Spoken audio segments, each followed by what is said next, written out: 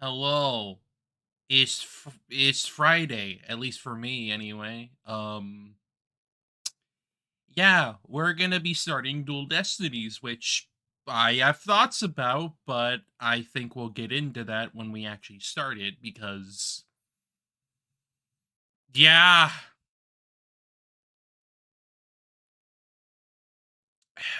at least for some context here, it is Faf for Frey, yes. I have thoughts, but I am going to probably give a little bit of history regarding like this specific title.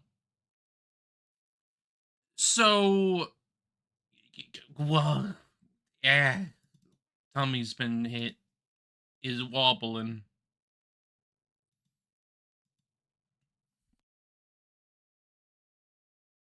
But to put a little bit of perspective on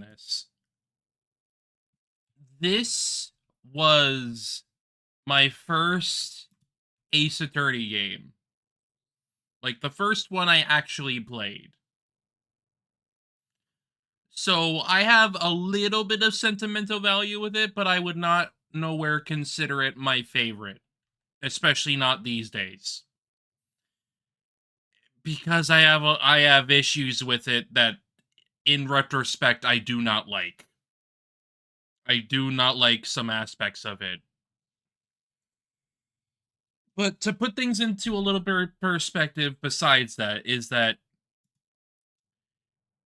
this is the first Ace Attorney first mainline Ace Attorney game without Shu Takumi at the helm, or at least like in part. It is one that was directed by the I believe the director of the investigation games. So generally there's gonna be a completely different feel to this specific game in particular. I don't think it's a problem to get like a new team or whatever. I am not one of those people that's gonna be like, new team. The problems with it are more just it feels like a kind of a step down after Apollo Justice. To be clear, it is just something else. But I think we'll get into the specifics of why that is when we actually play it, because I am gonna have things to say. Still, not everything about the game is bad. I'm going to be completely clear. There are plenty of things I like about it. Plenty. It just has issues that we'll get into. We shall get into that. So for now, I'm gonna let the intro play out. Because it'll set the stage.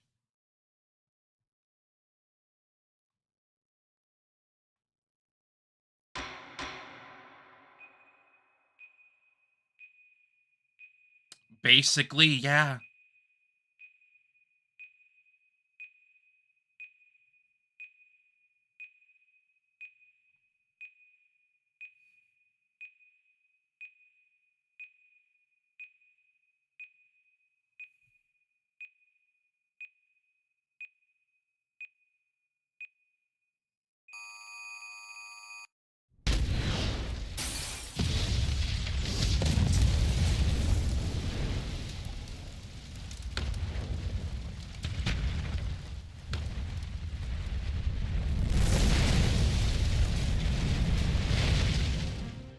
These are dark times, where the law has been reduced to rubble, and it's up to us to restore it to its former glory.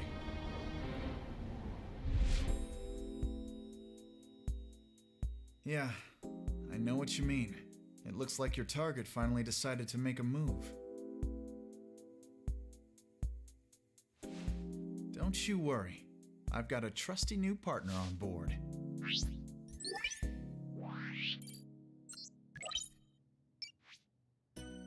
Oh, Athena. Done. That's his new voice. You bet. Let's do this.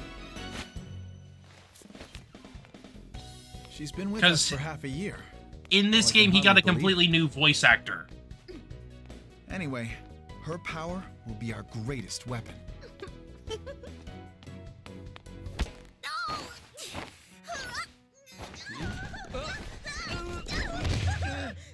Are you alright, miss?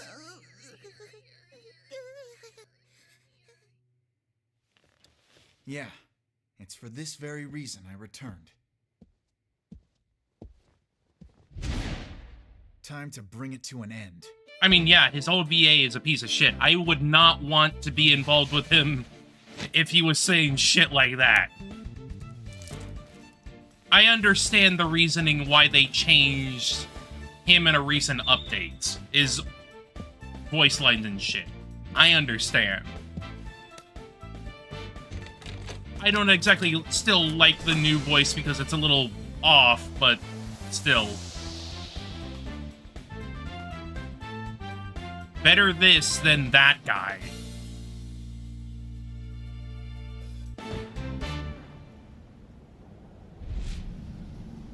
Yeah, that's the problem. It's too young. When this guy is like, what? In his 30s? Yeah, he's like in his 30s. He was like in his early 20s during the original trilogy. Here in Apollo, he was like 30, 31, roughly around there.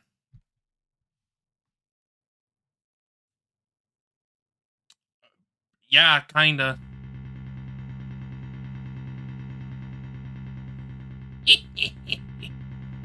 Oh, wait, hang on. Best thing about bombs is how they erase and destroy without discretion. I'm gonna have to move myself. But I'll get to that in a moment.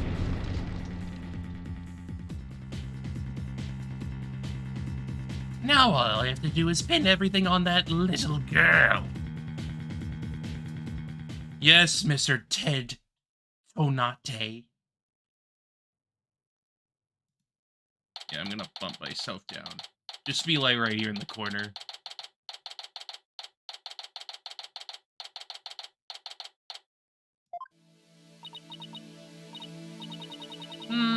Nope, not feeling nervous at all.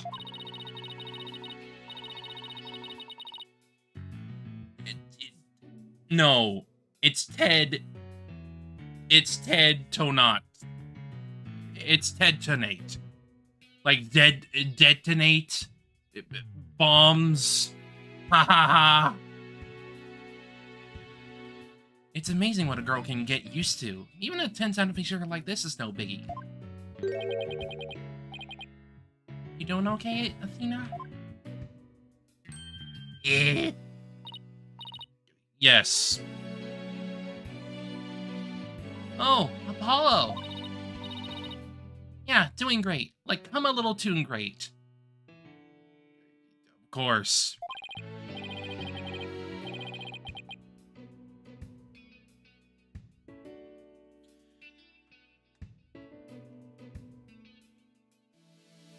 I mean, I played the games. I played a Dual Destinies before we met. Actually, maybe. I'm trying to remember. It was like, I think it was around the time that Dual Destinies came out. Because it was like only digital on 3DS. And then I played the 3DS HD collection after that. Wild, honestly. I am remembering that specific part of my freaking history with this series, like, I started on the freaking 3DS with Dual Destinies. Then I played the HD collection of the original trilogy. I don't think there was a HD port of Apollo on that system. I don't think there was. Mostly because, like, the game was kind of stuck on the DS at the time. Something like that. I don't know. I'm just vaguely remembering that specific time. Oh yeah? Well, that's good to hear. Although, I could have sworn I heard your voice crack for a second there. Oof, not transparent, huh? I'm gonna be real here. I kind of fucking hate 3D Apollo here. It's kind of uncanny. It's a little uncanny, and I don't exactly appreciate it. Like, I think the Great Ace games do a lot better in terms of their 3D. This is definitely, like, one of the earlier examples. I mean, yeah, they all look better 2D, just generally. But I would say that, like, Great Ace Attorney found that balance of, like, making them look like they're 2D art while keeping them in 3D. That was, like, the good balance. Here, it's like, oh, it's kind of uncanny, oh boy.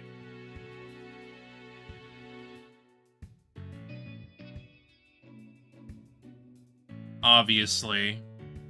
But at the same time, if he wanted to move on to frickin' 3D models, he should be doing it like the Great Ace Attorney games, where, like, it fits a lot better because it feels like they're 2D characters with 3D models. That's the main thing. But that's besides the point. Like, regardless, this is one of the earlier stages of what this series was doing with 3D, and it's a mixed bag at the start. In fact, I think Professor Layton versus Ace Attorney had better 3D models. Just outright. I mean, yeah, probably, but, like,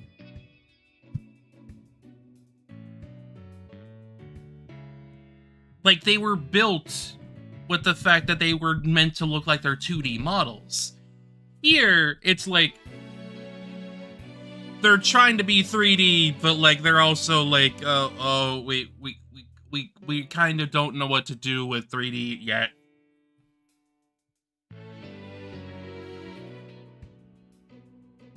Because Professor Layton versus Ace Attorney probably helped, like, with Great Ace's, like, development in general. Especially since they carry over a lot of mechanics to that game. I mean, I think they could. I mean, considering, like, UDG does pretty well with the models for the most part, like, they could probably do it. Granted, I think the models would probably be a lot better these days, because those models were clearly made for, like, a frickin' PS Vita, so they had to make them lower quality. They had to, like, lower the quality, like, at least a little bit to, like, make it run there. But still, like, I could see them probably being able to do it if they were willing to.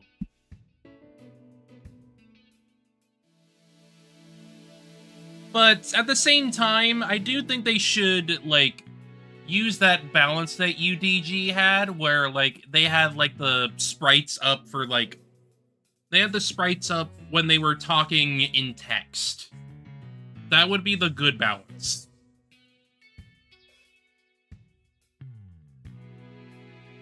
At least that's how I see it. I think that would be a really good balance for a Danganronpa game.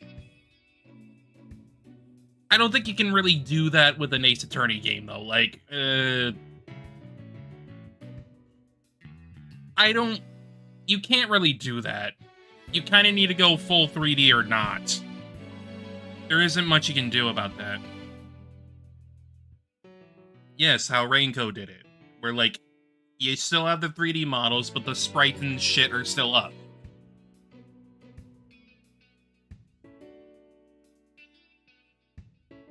But I wouldn't say those models are, like, the highest quality either, but even then, it's like, they're decently good for what they are.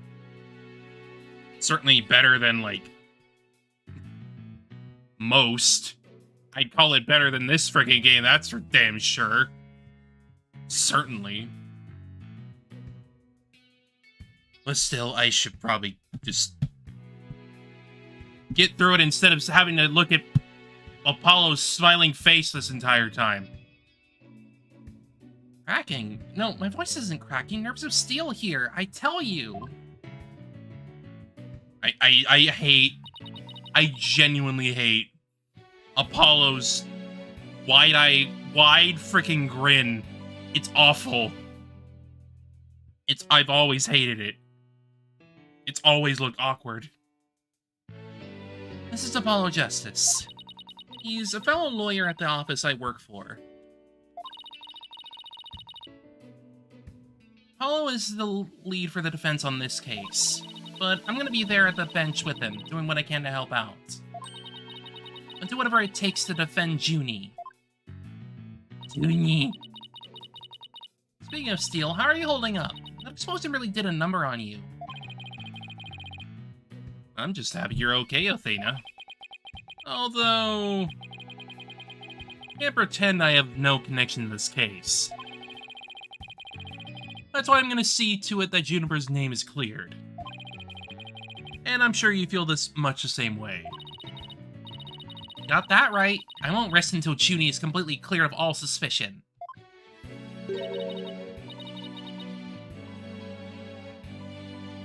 Hello, Athena.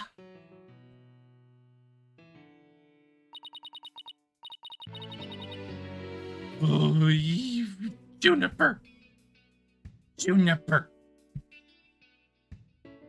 I think... Okay.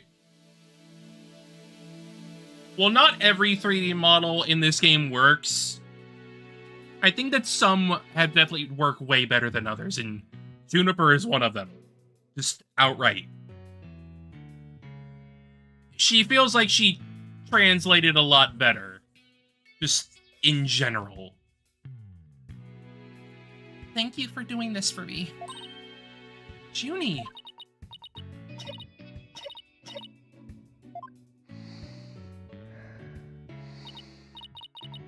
Hey, are you okay? Sorry about that. I always seem to go into coughing fits whenever I get nervous. This kind of thing never happens at home in the forest, though. Any of the characters new to this game have decent models. Yes, like, it feels like they were designed with the 3D in mind. I mean, look at Scuttlebutt. Just outright.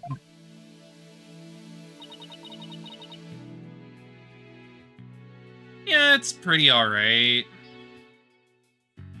For what it's worth.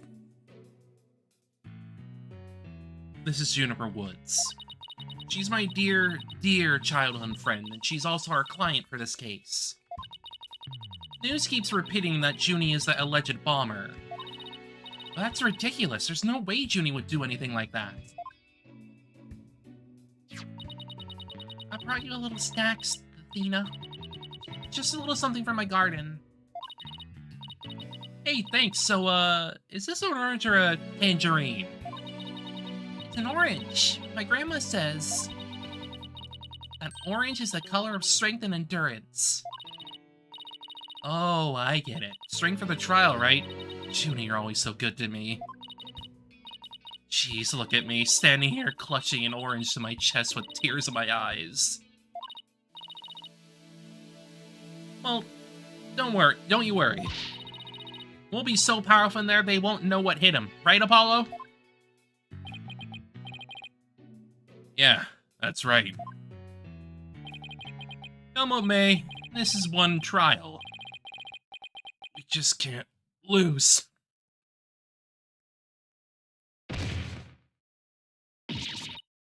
Apollo! Apollo!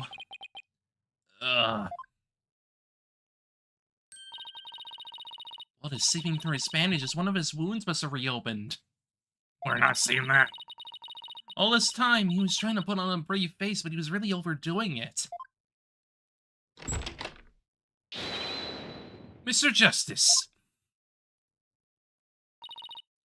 Huh? Trial is about to start, sir. Please proceed to the courtroom. This is the only good Apollo sprite. What now? But Apollo's in no state to defend. I have to defend Juniper. Oh boy, here we go with Apollo's stupid ass. I need to do it. I need to do it. I have Ryuki energy. What are we gonna do? The trial is about to start with or without us. There's only one other option I can think of at a time like this. My goat's washed. But even if I called him now, he'd never get here in time.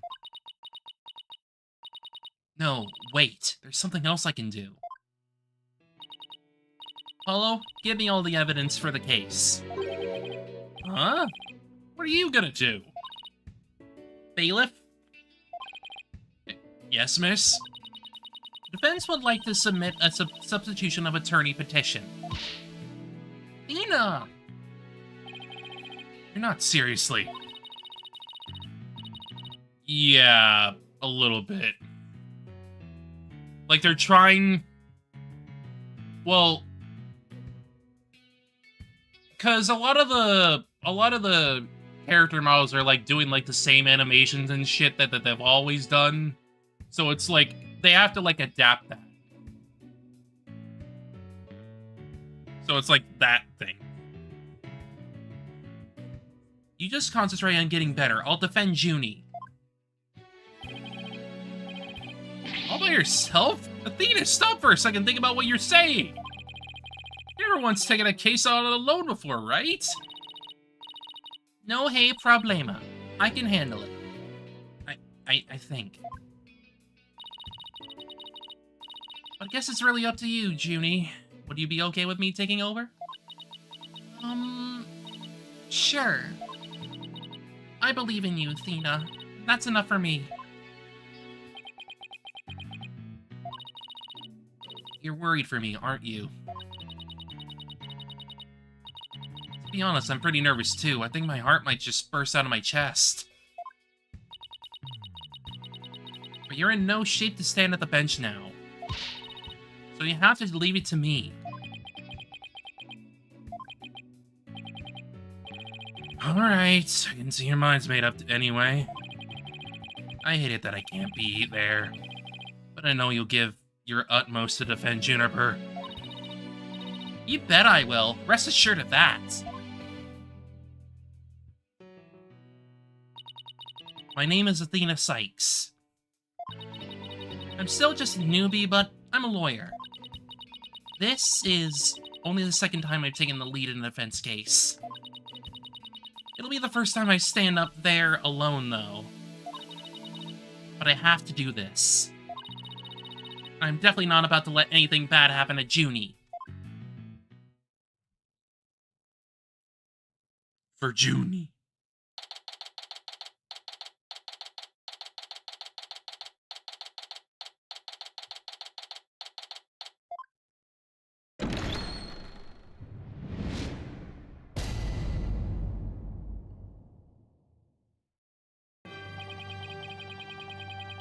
Court is now in session for the trial of Juniper Woods. Defense is ready, Your Honor. Hello, Gaspin. The prosecution is also ready, Your Honor. Uh-huh. And what is the meaning of this? I was under the impression that Mr. Red Monkey would be my opponent today. Yes, well, substitution of attorney petition was submitted just a few moments ago. Due to the explosion in the courthouse yesterday, Mr. Justice is unable to continue. I see. Not at all surprised he used that as an excuse to run away.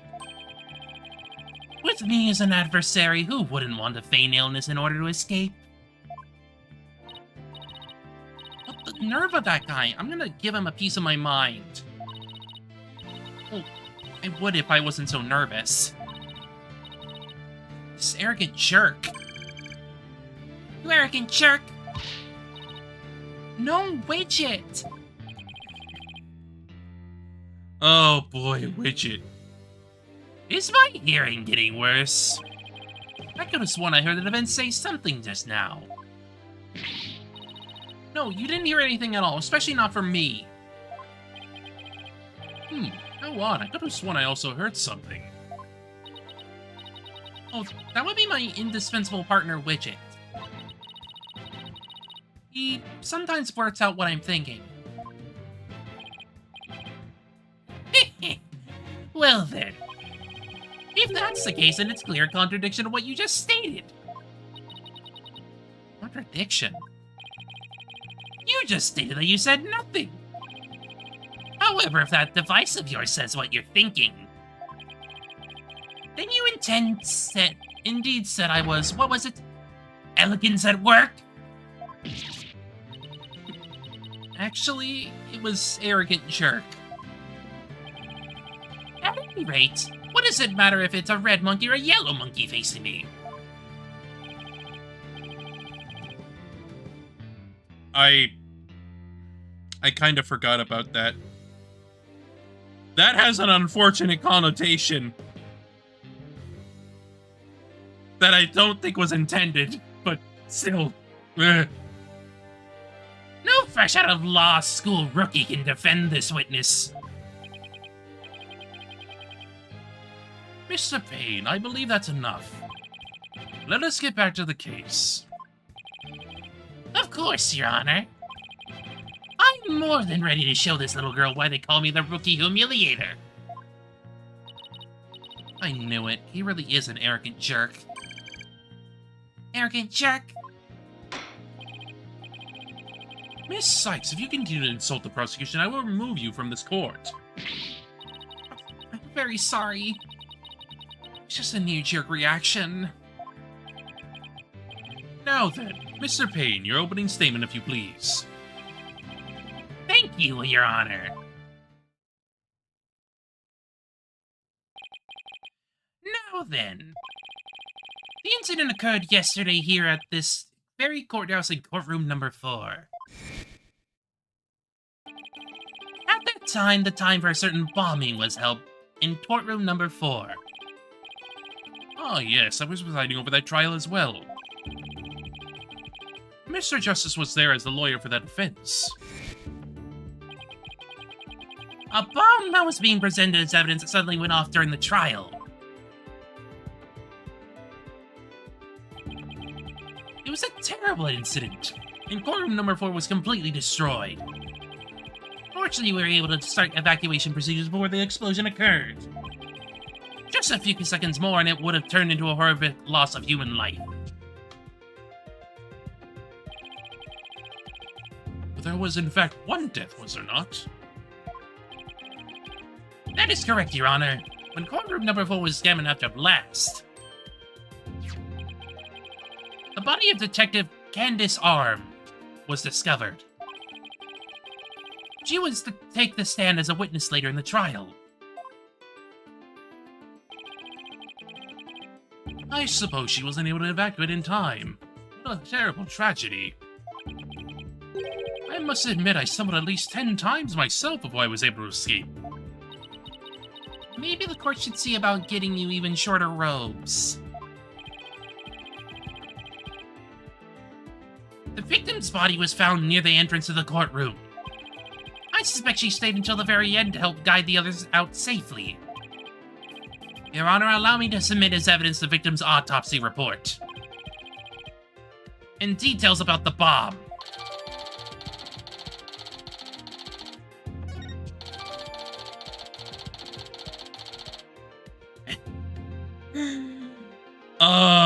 Right. The introduction of the frickin' stuffed animals. Okay, I know how this works. All evidence for the trial is filed in the court record. When I want to check something out, I just use yes. I better take a peek later. Now then, please call the accused to the witness stand.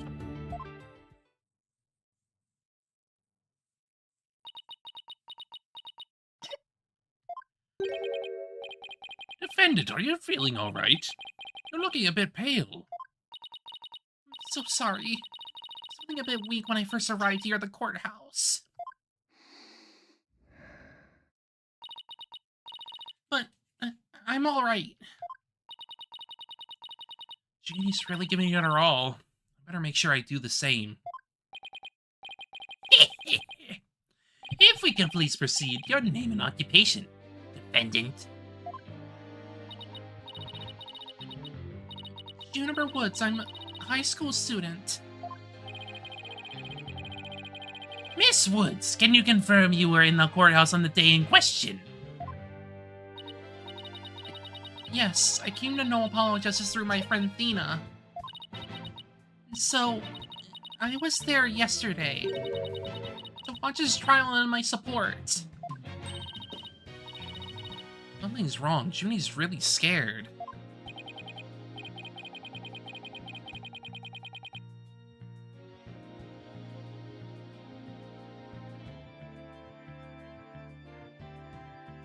Dog is barking loudly.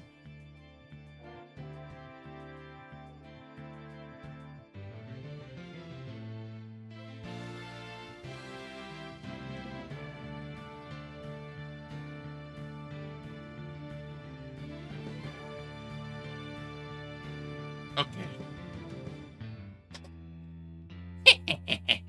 Did you know I'm also known as a defendant humiliator? It looks like I have yet another chance to show everyone how I earned that moniker. Does his arrogance know no bounds? I have to protect Junie no matter what. Hey, you arrogant Prosecutor Payne. What is it? Do you want me to demonstrate why I'm known as a rookie humiliator instead? Deep breaths, Athena. Don't let him get to you. Prosecutor Payne, Junie is telling the truth. Mr. Justice also backed up her claim when we saw him in the defendant lobby. In Junie, he said that he was glad to get the lotus fruit you gave him too. He was? My grandma says lotus fruit is good for your eyes. Says they can even help you see into the future. They can? Then that's the perfect present for a lawyer. That's true. I guess he must not have eaten them. I mean, you know Apollo at this point. A sweet, meek girl like this blowing a courtroom to bits? I must say it's very hard to believe. Objection! Now, Your Honor. Don't let her seemingly innocent appearance fool you. The defendant had a motive for committing this crime. That's not true. I don't have any kind of motive. And I didn't even know the lady who was killed.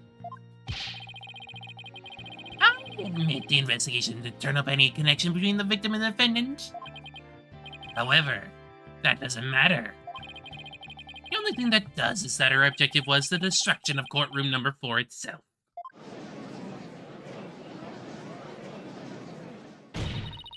Okay, but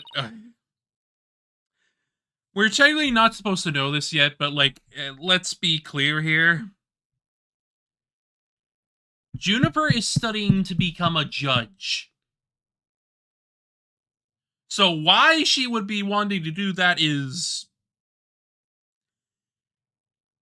a very bad way to accuse her. Hey, what's that supposed to mean? Why in the world would Miss Woods want to do that?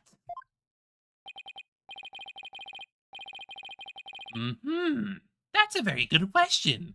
Coming from a novice such as yourself. First, a question for the defendant. Have you ever been brought up on false charges?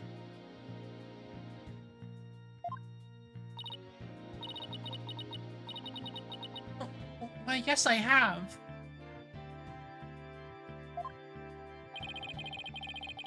And did that experience cause you to harbor a grudge against the court system? Objection!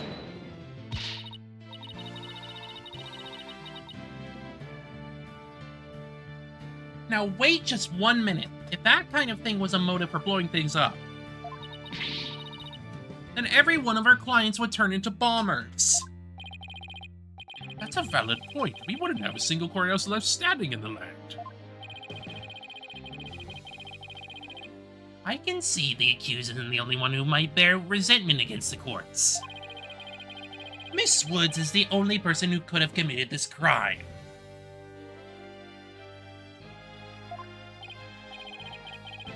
Why? Because we have found some decisive evidence that proves the defendant's guilt.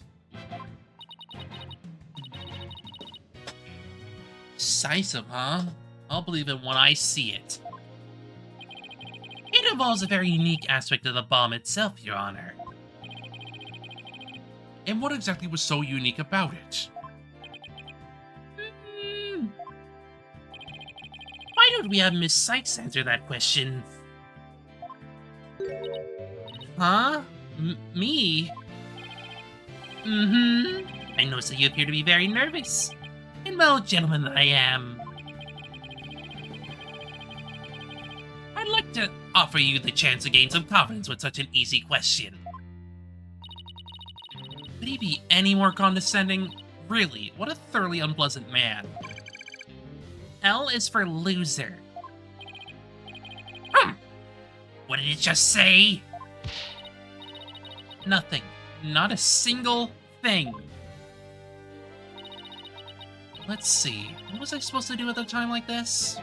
Yes. Your court record.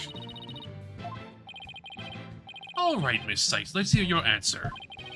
What was unique about the bomb that blew up the courtroom? Was it because it was inside a stuffed animal? Because duh. Mr. Payne, what kind of simpleton do you take me for? It was stuffed inside a stuffed animal. Its evil intentions covered up by a cute exterior. Very good, have a cookie. The bomb that went off in the courtroom was indeed hidden inside a stuffed animal. There, how do you like that? Not bad, huh? I am fine, just like I said from the start. I can do this. Yes, as I recall, the bomb was inside a stuffed animal the whole time.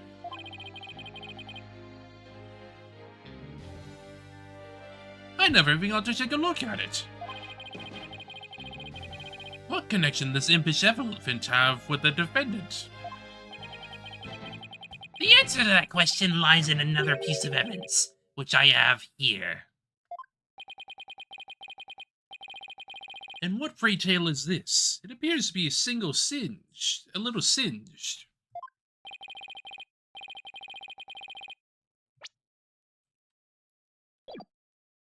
It's a tale, Your Honor. The tale of a poor victim of the explosion. This is incredible. Are you saying it's Detective Arm's tale? The honor is so very close, but no. It belonged to this stuffed animal. It's called the Phony Fanty. A rather unpleasant name, if you ask me. I mean, Phony Fanty makes sense. You know, like a phony elephant, perhaps, because it cares more about forging evidence, perhaps? You know? He's a mascot for a campaign to eliminate false evidence and false charges, is he not? Exactly. His motto is phony evidence is just trunked up. That's so wrong on so many levels. The phony Fanty's tail is made of vinyl cloth. And we found something very interesting on its surface. The defendant's fingerprints. What? The phony Fanty provided the prosecution with all the evidence we needed. It clearly proves the accused handled the bomb. Yeah?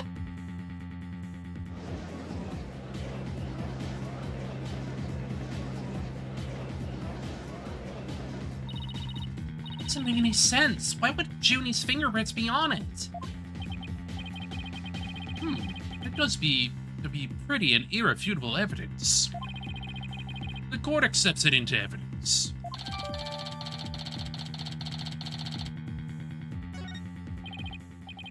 Miss Woods, do you have an explanation for this? I don't understand. How about you, Miss Sykes? Do you have any plausible explanation to refute this decided piece of evidence? Well, I can't think of a single thing. Better come up with something, for Junie's sake.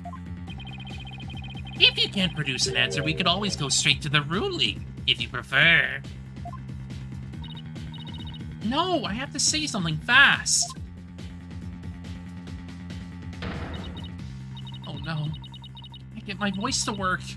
Why now of all times?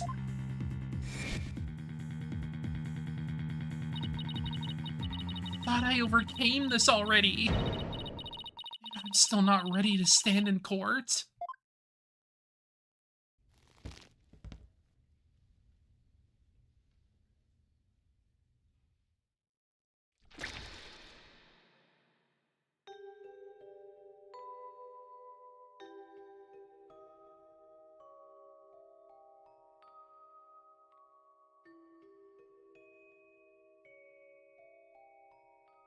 Yeah, exactly. Exactly. Back when it was rated M on the 3DS. Indeed. As you can see, there is no room for debate. Objection! Why, it's you.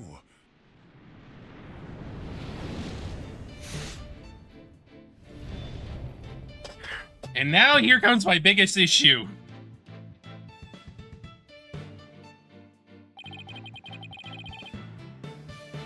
My biggest issue with this game is that it brought back Phoenix as a attorney. A playable attorney. It is indeed him, but my reasons for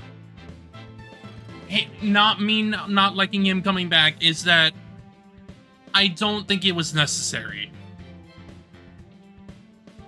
But I know why they did it.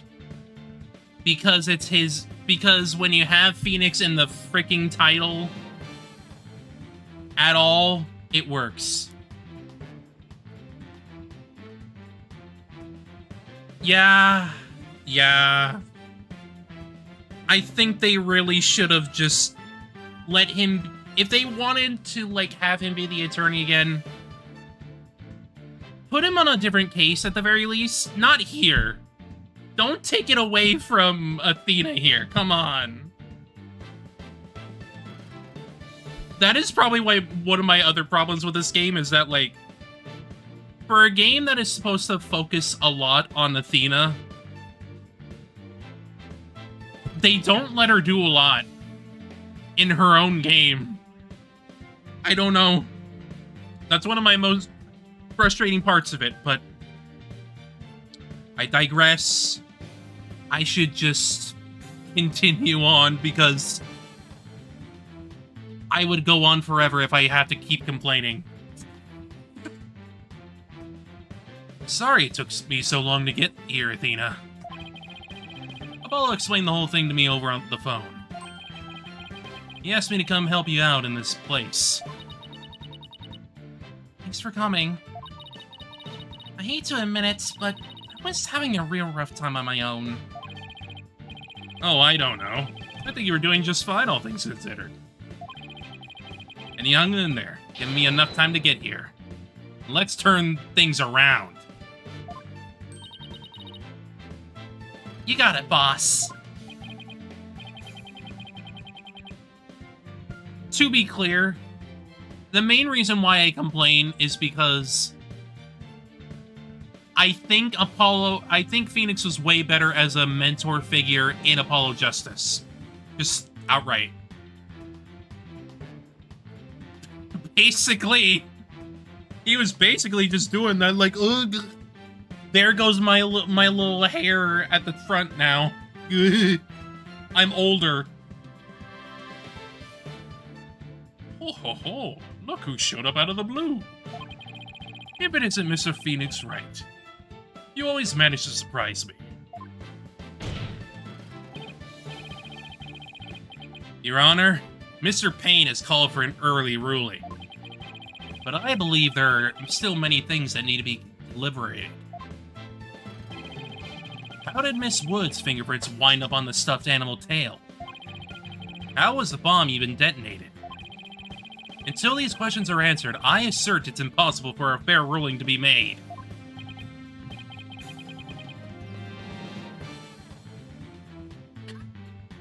Yeah, basically.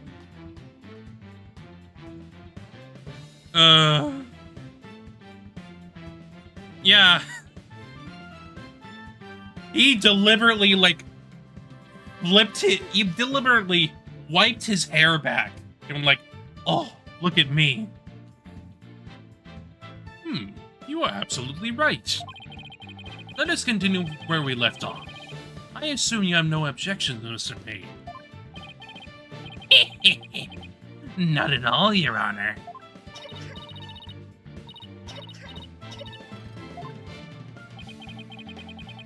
Miss Woods really looks like she's having a hard time. Jenny's really struggling, Mr. Wright. I get the sense she's afraid of the courtroom itself. Because of yesterday. Yeah, it was understandably very traumatic for her. Poor thing. There she is, back at the courthouse, back again. Being so brave. I'd like to make a request, Your Honor. If at all possible, I'd like to have Miss Woods rest in the lobby. Given the defendant's condition, very well, I grant special permission. You go get some rest, Junie, and leave the rest to us. Okay. Thank you. Sorry about this.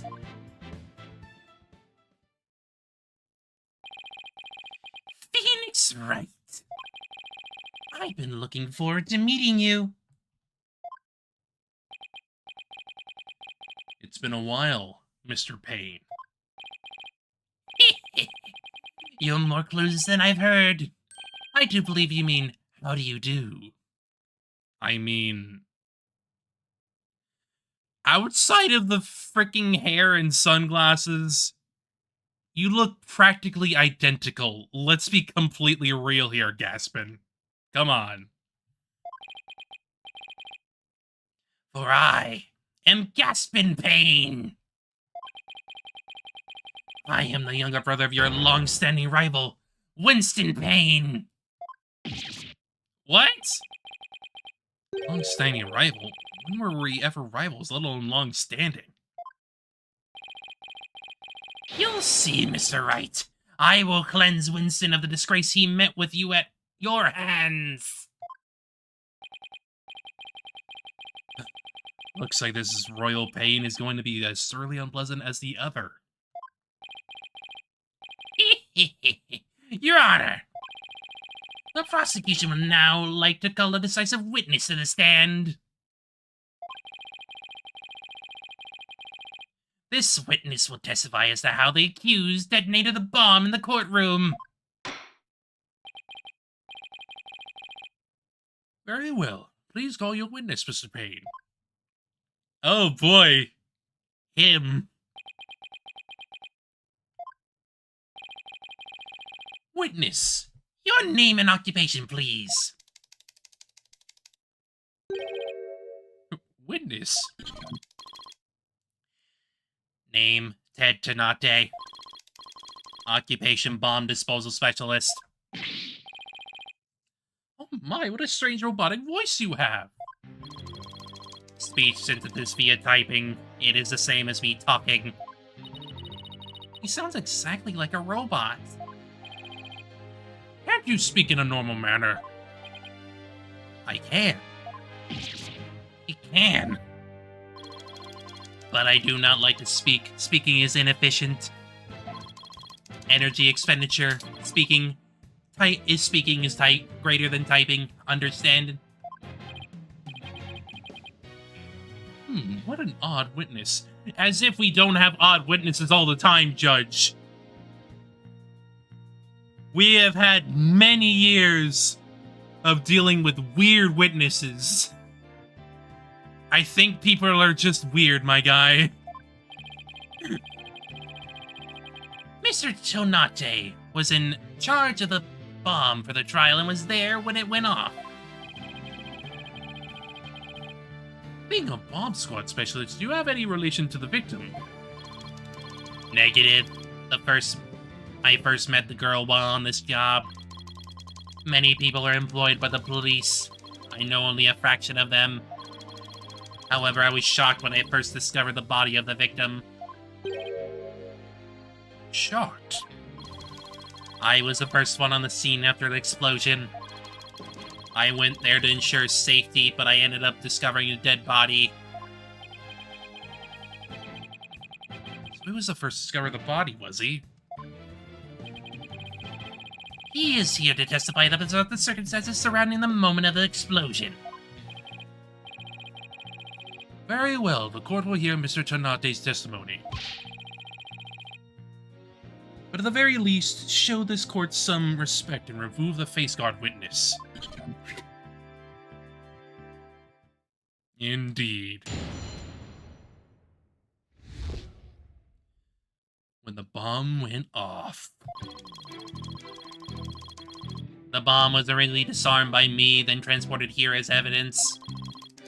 Bomb name HH3000. Operated by timer or with a remote. I was watching from the gallery when I suddenly became alarmed. I saw that the bomb's timer was counting down. Even though the bomb was supposed to be disarmed, it somehow got switched on. Precisely. Activating the timer is very simple. 1. Connect wires. 2. Switch on timer. A monkey could do it. I am sure even you would be able to, Mr. Wright. I guess this makes you the blue monkey in the barrel of fun, boss. I'd now like to begin my cross-examination. Uh-huh.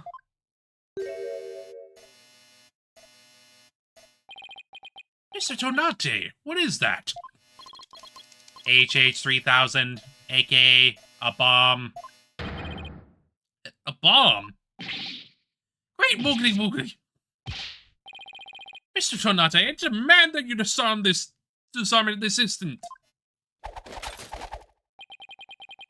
This assembly complete. 5.3 seconds, 0.2 seconds short of my personal best.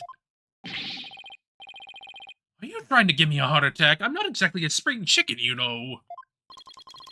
This is an exact replica of the HH3000.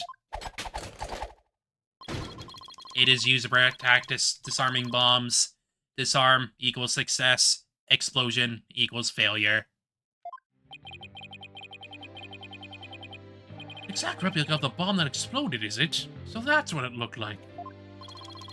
I submitted a photograph of the real bomb taken just for the trial. Dimensions, 10 inches H times 10 inches W times 10 inches diameter. Weight, 12 pounds. A perfect replication. Your bomb does appear to be a very good copy indeed. Yes, however, I could not replicate the detonation mechanism. It is a very puzzling wiring setup. It is regrettable I could not replicate it. Wait, that's enough. There's no need to replicate anything here.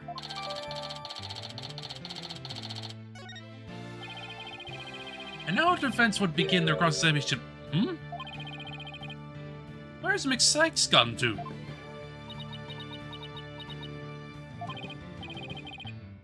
Athena, you can come out now. Okay, Mr. Wright, let's get to work. I guess you were pretty scared, huh?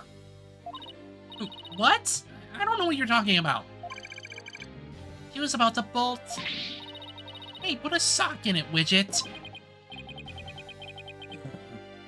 As transparent as ever.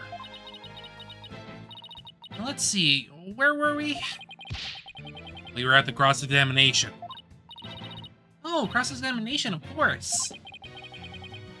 She seemed disoriented. I wonder if she's alright. I should ask Athena if she remembers how to cross-examine. Help her focus. Nah, we don't need the tutorial. We've been through the song and dance many times already. Even more for me, because, like,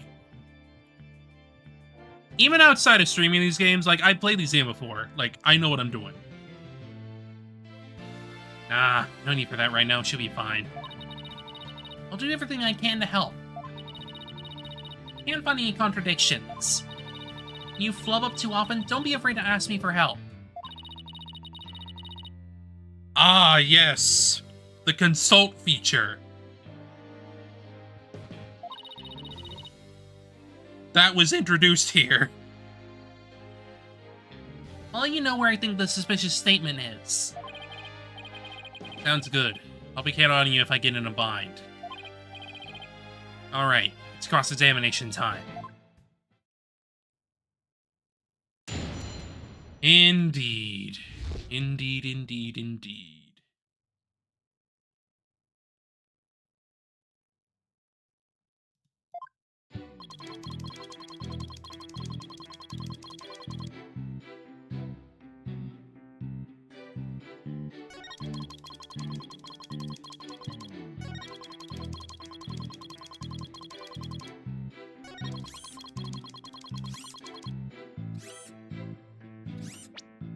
Are you sure about that, buddy?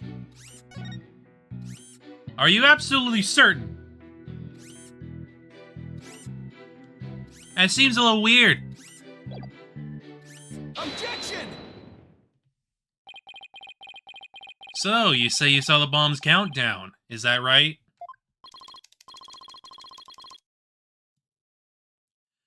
Of course, I clearly saw it counting down to 0.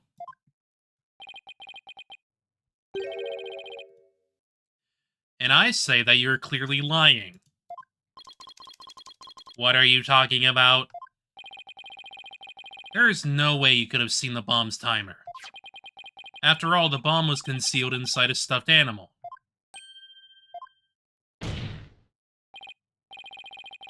Mr. Tonate, how can you claim to know the bomb was about to go off when you couldn't even see the timer?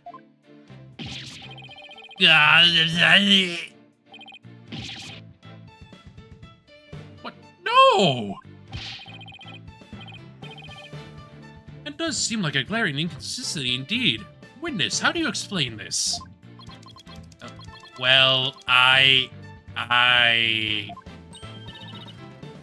That was great, Mr. Wright. Kind of contradicting right off the bat. Always remember, Athena. When you find an inconsistency in a witness's testimony, there's always a reason behind it. It could be a lie, a hidden meaning, a secret, whatever it is. It's up to us to dig it out. Well, now every contradiction we find is the best way to do it, right, boss? Now the question is, what can we dig out of it, of Mr. Tonate? Well, let me see. No. There must be some mistake. Oh, yes. Yes, of course. I remember now. The sound. I knew because of the sound. Sound? What sound?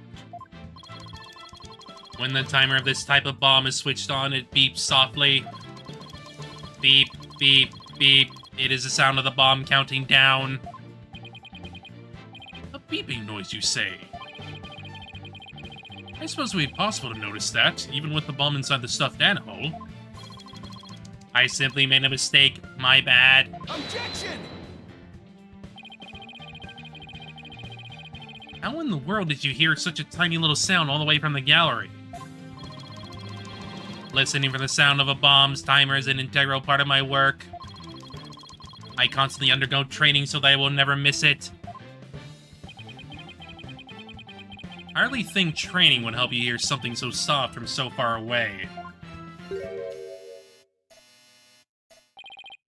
What now?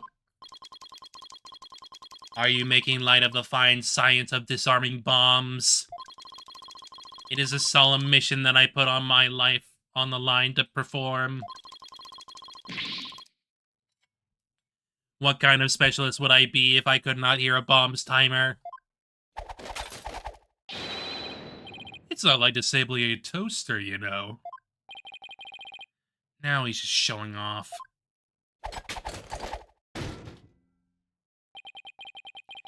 You keep asserting that the sound was too tiny to hear, but the only tiny thing here is your skill as a lawyer. Being mistrustful is not an attractive quality, you know. You're just overflowing with attractive qualities, are you? Or perhaps you have some proof that Mr. Tonate did not hear the sound. Well, no, but still seems totally suspect. It's going to be really hard to prove that he didn't hear something. If I have this correct, the prosecution's argument is that someone reacted to the bomb before it was brought into the courtroom. What I don't understand, Mr. Payne, is why you believe that person to be Miss Woods. That's simple, Your Honor. Mr. Tonate happened to be there when it happened. He was there when the defendant rearmed the bomb.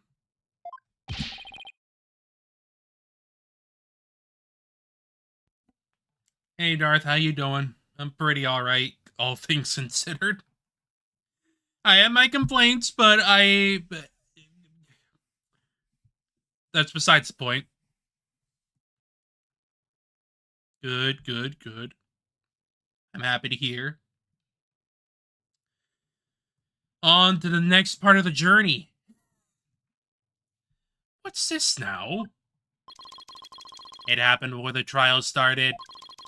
It was when the detective Arm and I were transporting the bomb. We brought the bomb to the lobby for the defense. Bomb equals evidence. Lawyer wanted to see it before the start of the trial. Well, I want to see it. I'm just unsure if it's gonna happen. Because I'm kind of banking on seeing it and probably seeing it with my sibling.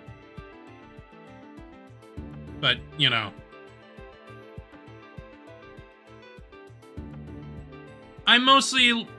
It's mostly just because I've been wanting to see it for, like, since it was announced, because I've been following its production since the beginning, more or less. I don't know. Even if I don't end up liking it, I think it'll at least be an interesting watch.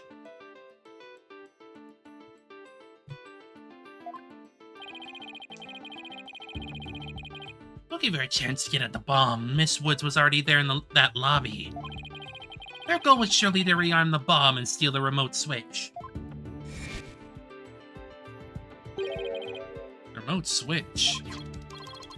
Yes, the switch that controls the bomb remotely. Duh. It has been missing ever since the incident.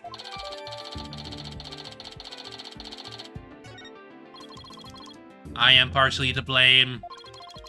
I left the bomb and remote on top of the transport case. And they were rearmed and stolen while I was talking with the lawyer. And then used the remote from inside the courtroom to start the timer. Start the timer! Objection! I gotta flubbed up his voice for a second. How can you assert so unequivocally that the bomb was rearmed in the lobby? Objection! The bomb was safely secured in the transport case. Only time it was outside of the case was in that lobby. Therefore, that was the one and only opportunity anyone had to meddle with it. Someone other than Mr. Tonate could have opened the case and taken the bomb out. Impossible. Transport case is assigned exclusively to me. Do you see this number here? This is my identification number. And I have the only key that can open the case.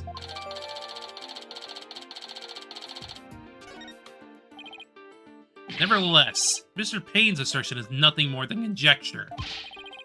You have no proof that it was Miss Woods who stole the remote switch. And by the same token, you have no proof that it wasn't her. But what I do have is a piece of evidence that proves the defendant handled the bomb. That tail!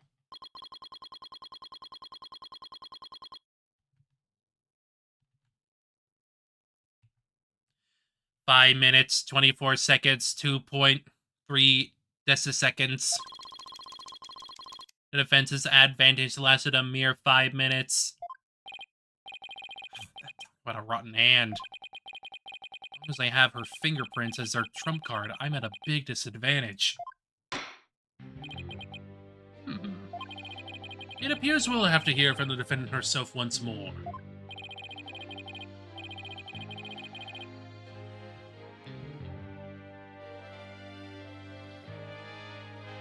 I wholly agree, Your Honor. I'd like to recall Miss Woods at stand. I trust you have no objections, Mr. Wright. Heard about her conviction, but we do need her testimony. On the other hand, I'm sure I want to make Athena mad.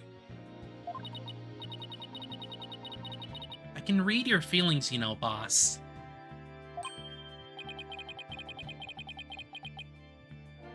Guess there's no hiding from her, huh? Don't worry, I know we need her testimony.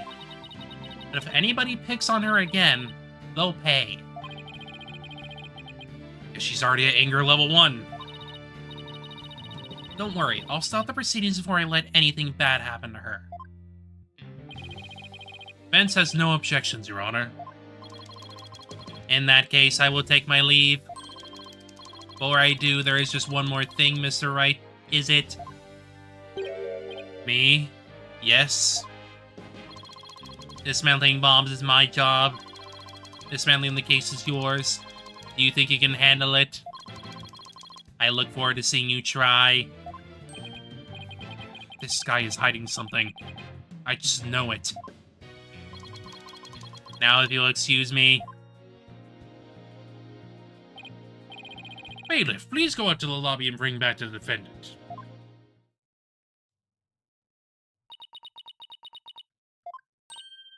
Junie. Hi, Athena. Looks even worse off than before. Don't worry, Junie, we're here for you. Thanks, Athena. I'll do my best, too. You blew up the courtroom because you bear resentment against the courts, correct?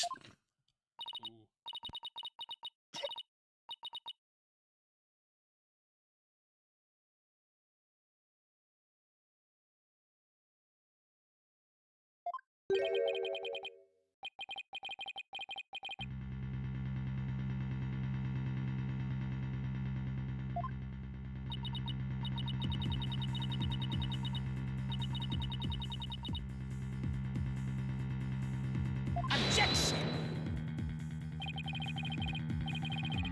What an impudent little girl! Stop acting innocent and tell the truth. It's getting ugly. You rearmed the bomb because you wanted to blow up the courthouse. Admit it. That's why you went to the lobby where Mr. Justice was, isn't that right?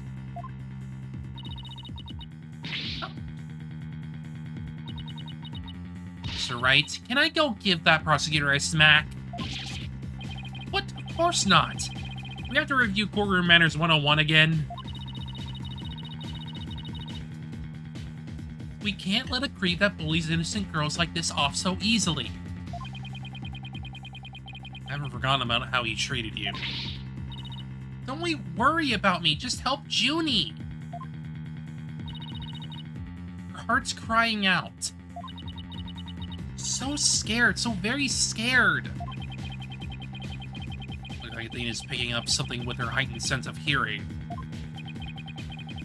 Sounds like this time it's the voice of Miss Wood's heart. Don't deny it! You stole the remote switch and used it in the courtroom, didn't you? Objection! Of course. Yeah. Why not?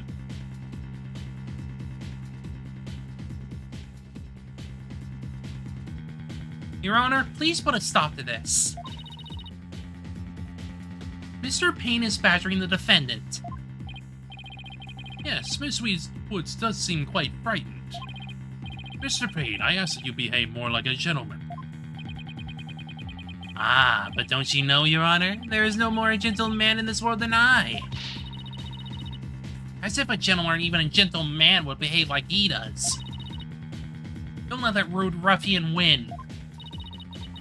Athena!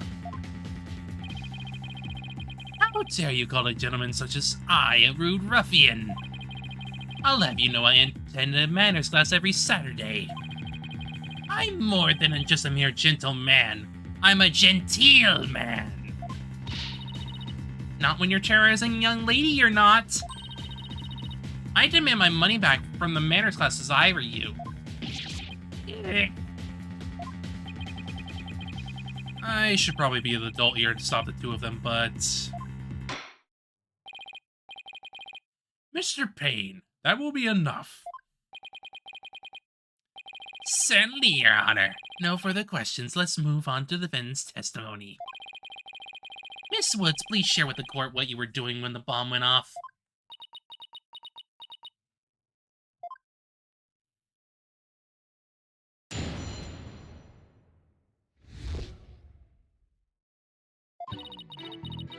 Well, that day, I was watching from the gallery. The bomb went off. And rubble started falling. Fell on top of me.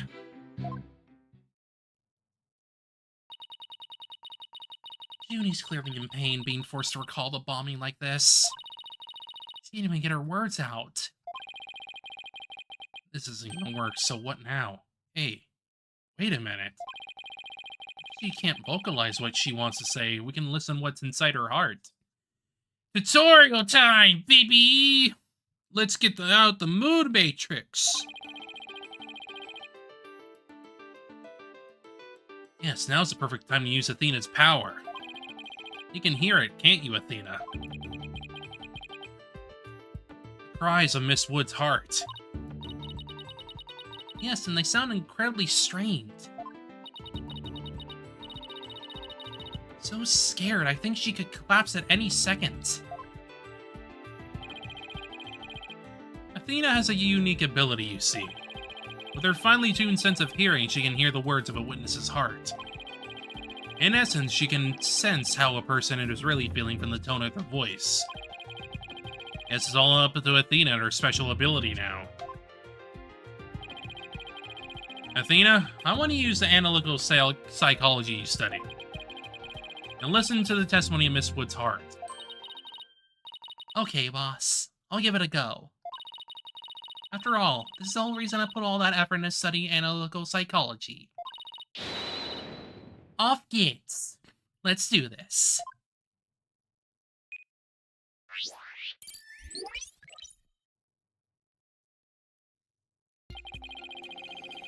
So a holographic thingamabob can show us how Miss Woods is feeling, right? In a nutshell, yes. The emotions and images that I picked up on just now while listening to her testimony, I can enter all of that into Widget and use the mood matrix to analyze them.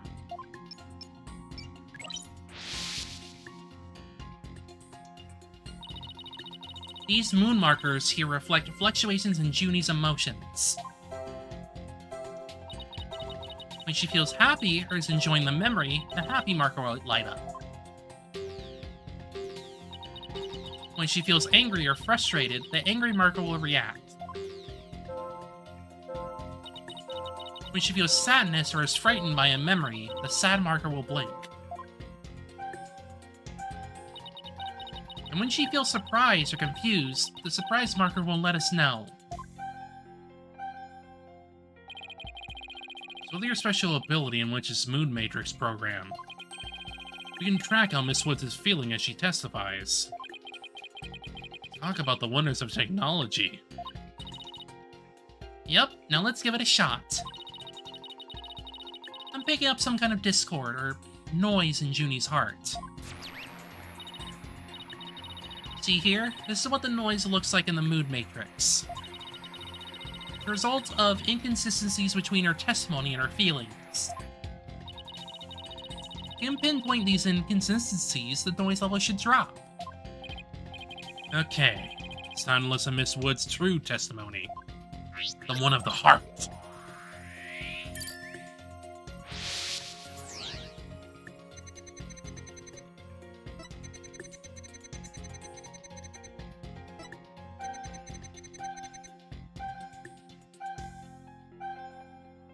Probably. At least, probably at this point in time, because... yeah. Most people would probably have played this game specifically during this time when the HD trilogy came out or whatever.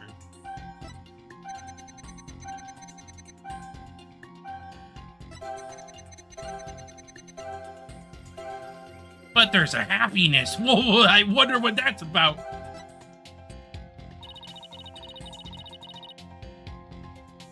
I think I have a good grasp on Junie's emotional state now. This power of Athena's is incredible. I'm seeing an unexpected emotion that's inconsistent with the content of her testimony. What? Already? Probably. Maybe. Look at this. When she says it fell on top of me, the happy marker is reacting. Look at that. That is odd. There must be a reason for this contradictory emotion.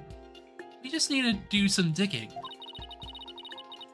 When you find an unexpected emotion, you'll first need to pinpoint and then select the unexpected emotion of the reaction from the 4 mood markers.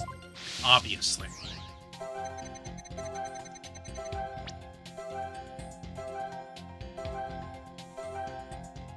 Got it!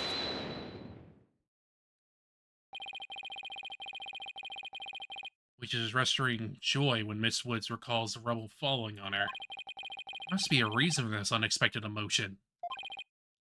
Miss Woods, as the rubble was falling, was there also something that made you feel happy? What? Mr. Wright, the feeling of happiness is spreading throughout Junie's heart. Keep going on this point and I bet Junie will start to calm down. Great. Let's hear what she has to say. Just as I was about to escape the courtroom, the bomb went off. So startled, I tripped. Then the rubble started falling on top of me. Thought it was done for. But just then, Apollo came and rescued me. Apollo? He used his own body to shield me from the rubble. So that's when he sustained those injuries. How do you feel, Junie? Talking about Apollo, you give you some courage. Yes, Apollo is just like the sun. Strong and bright and warm. Just talking about it makes me feel like a leaf undergoing photosynthesis. And see, your coughing stopped all of a sudden. Oh, you're right. Thank you, Athena.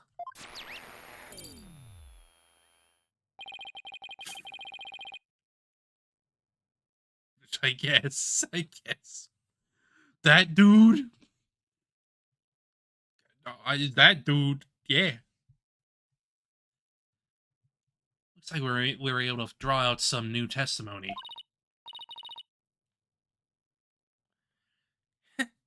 Pretty neat, huh? There's still some noise left, meaning there must still be some discord in Junie's heart. I guess we'll have to keep going then. Let me input this new information and update the mood matrix, and we'll be good to go. Remember what to do, right? Ah, gotcha. Well, hope you enjoyed it at the very least. Because, at least for me, I am uncertain if I'm going to be able to see it. Despite wanting to, but we'll see. We'll see what happens.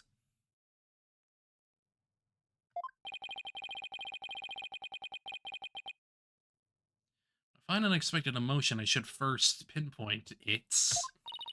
Yes, do all that. Find the reason for the discord in our heart. We should be able to draw even more new testimony out.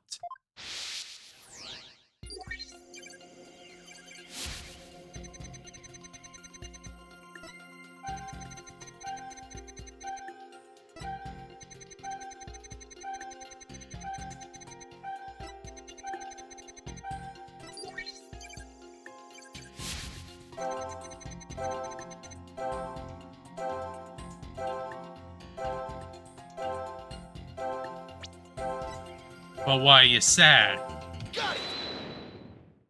Why are you sad?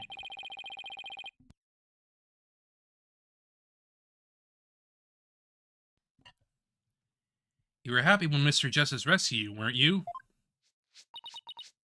Yes, I was really happy. Was there also something you felt sad about at the time? Sad? Reason I ask is, when you were describing how you were rescued, we sensed a little sadness too. Oh! It's probably because of Bum Rap Riney. The other stuffed animal. Bum Rap Riney? What do you know? Something new. That's right, I brought my stuffed animal Bum Rap Riney to watch the trial with me. Yeah.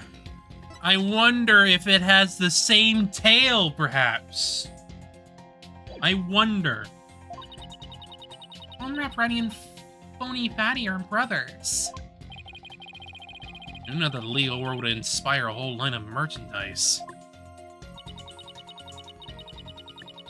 I had Bum Rap Riney with me while I was watching the trial. It wasn't until Apollo saved me that I realized I'd lost him as I was running away. The poor Riney, a victim of that terrible bomb. Oh, I know. You can see what he looks like in this poster. Same tail.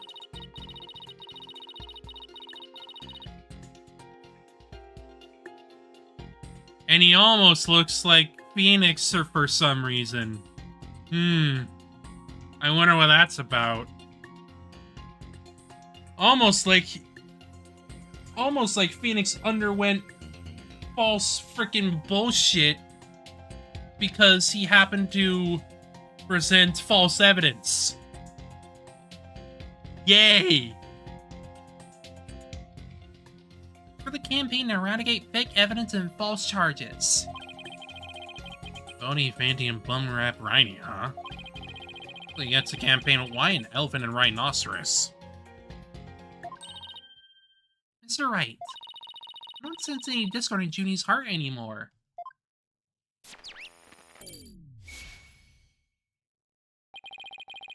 Guess that means we managed to draw out all of her testimony. That's right. I'll just make an update with the new info and we'll have the whole picture. So do you think her new testimony will help? Absolutely. I don't know what I would have done without you, Athena. Some Raffarini was in that courtroom when the bomb went off. Although we know that, it changes the meaning of that other piece of evidence. All I have to do is present it at the right statement. Indeed. Indeed, indeed, indeed.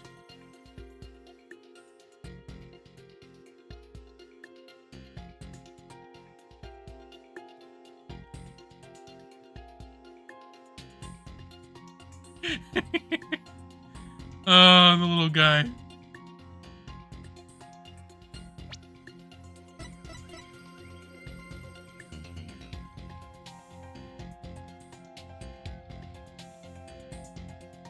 Yeah, we need to use the tail here. Objection! Because it's the same tail. They both had the same tail. Brothers. Simple. Miss Woods, I know this trial has been very hard for you.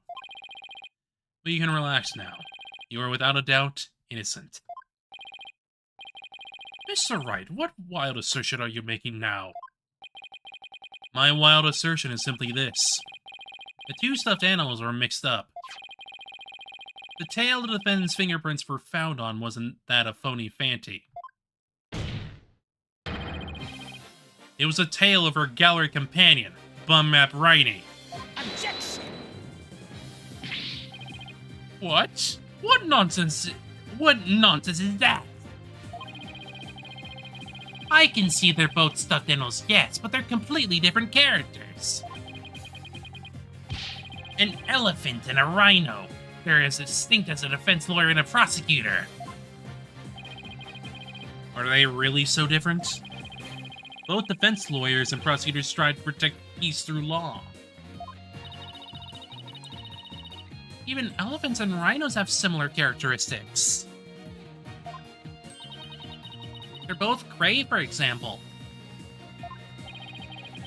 Anyway, this poster is all I need to prove my assertion to be true. If I'm to direct the court's attention here, you can clearly see how the two got mixed up. Tail. Take that! Well, would you look at that? The two tails are exactly the same. Yes, exactly.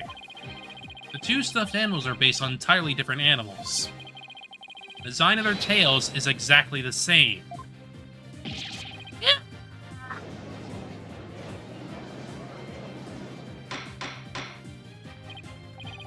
Order. Order in the court. As long as the possibility exists that the tail belongs to Bum Rap Rhiny, we can no longer consider it to be decisive proof that the defendant handled the bomb. As things stand, I consider the charges against the accused unsubstantiated. Wouldn't you agree, Mr. Payne?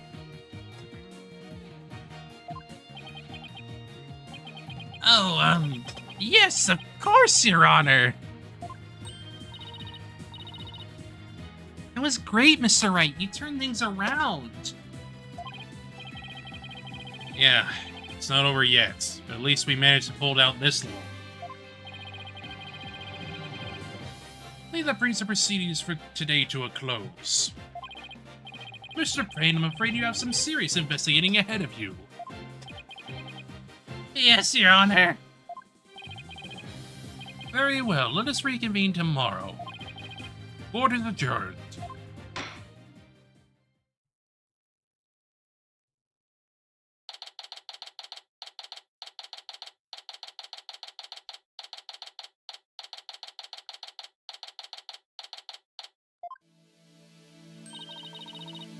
So exciting, Moss. We did it. True to form, you managed to just barely pull it off at the very last moment. True to form.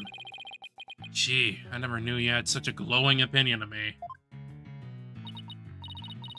Thank you for everything you're doing. You did great, Miss Woods. You really stuck it out. You got really brave at the end, just when we needed you most, Junie.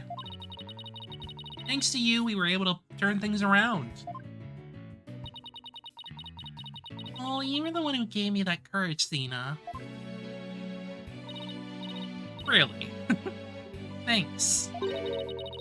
So be honest, was I any help at all? Of course.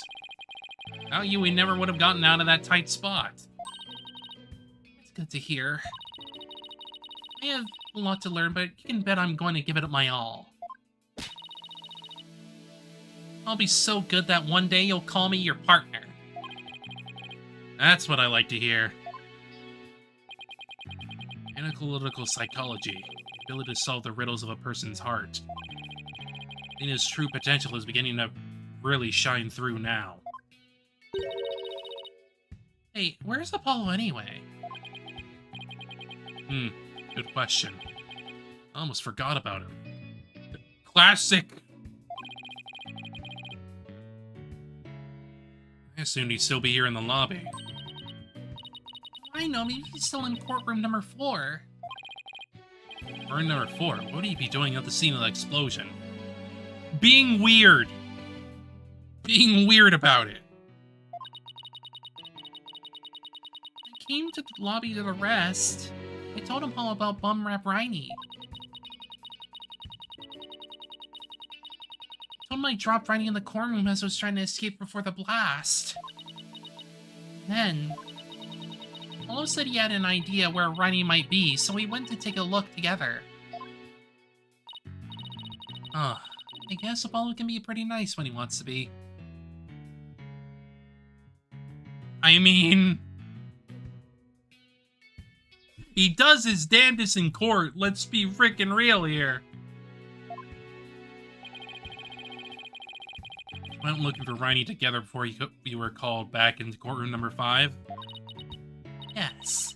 I've had some time to rest, so I was able to go and look for him.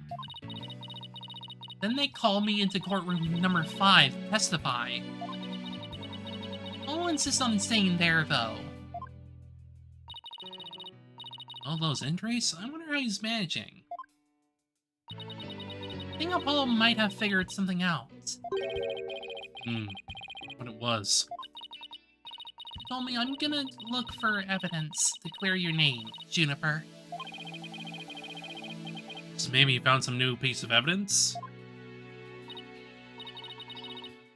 Anyway, we better go and get him. Good idea. Yeah, about that. About that.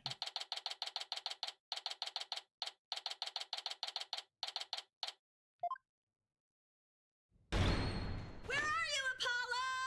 Trial's over for today. Come on, I know you're... No.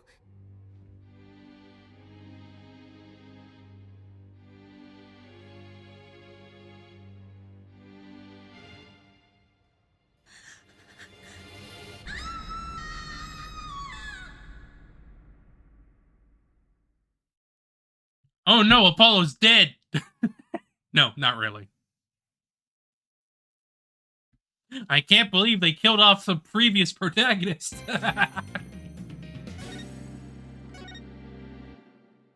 Wouldn't that be something?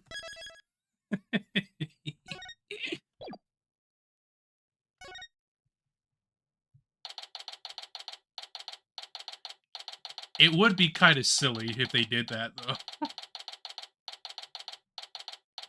Just a little bit.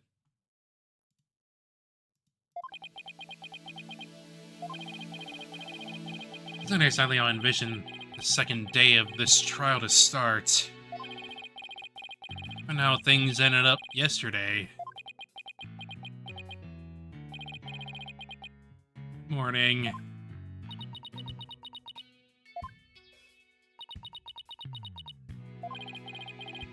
Mood sure is tense. Not that that's any surprise.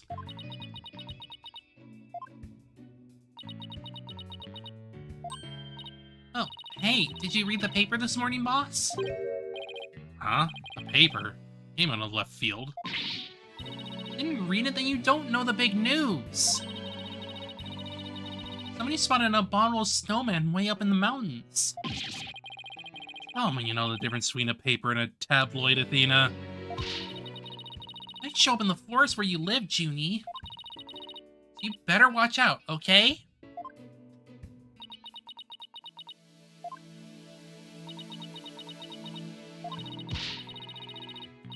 Really should read the story for yourself. I couldn't even begin to do it justice.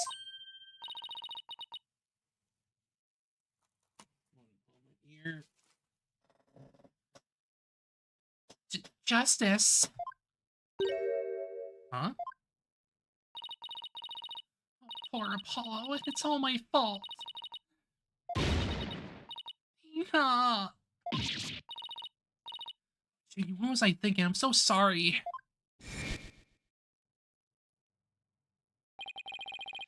What we found yesterday was not Apollo's dead body, thank goodness.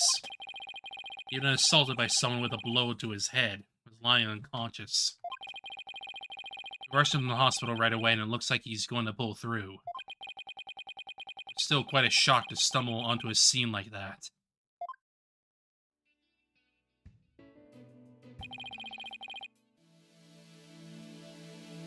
This wood's all right, Athena? Well, I managed to get her to stop crying. Now she's resting on that sofa over there. She really feels responsible for what happened to Apollo. Poor Junie. She believes that the reason Apollo was attacked is because he was helping her look for something in that courtroom. Oh? I can see why she'd think that. By the way, how are you doing? Who? Me? Yeah, you. I know you're concerned about Miss Woods, but are you alright? Me, I'm doing just fine, boss. Yeah, I was in shock, but I'm alright. People who studied analytical psychology are great at times like these. After all, they learn how to control their emotions too. Darling. Darling. You were having a moment yesterday where your trauma was coming up again. I think you need to consider the fact that you might not be okay. Somehow I don't think it's as easy as she makes it sound. No denying that she's a real trooper. Paul doesn't remember a thing, does he? Yeah, he can't recall anything from the time right before he was assaulted. Nothing about what he was doing can remember for who assaulted him. Doctor said it's probably due to that hit he took to that head. Assaulted in a court of law and losing your memory at that. I know how that feels. Oh yeah. You fucking do. You had the same thing dealt to you, and you still had to do an entire freaking trial while dealing with that. Like, wow.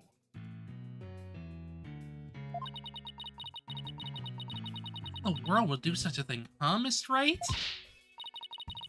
Wait till I get my hands on the coward who hurt our Apollo. Now, Athena. I know you said you were in control of your I thought you said you were in control of your emotions. Let's just focus on helping Miss Woods, okay? But I meant I'm just as upset as you. Hey, boss. You're right. Apollo's assailant can wait until after we clear Junie's name. That's a spirit. Now, let's see. Check the court record one more time before the trial starts.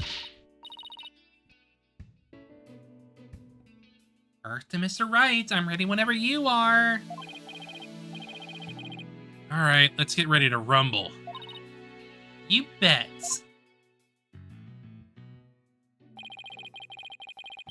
With everything that happened with Apollo, I didn't have time for a proper investigation. I can't let that stop me, though. I have to get this right.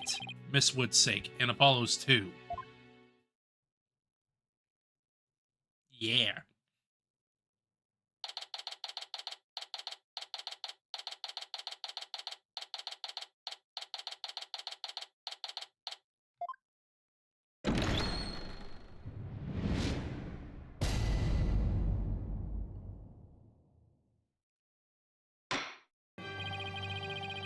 Court will now reconvene for the trial of Juniper Woods.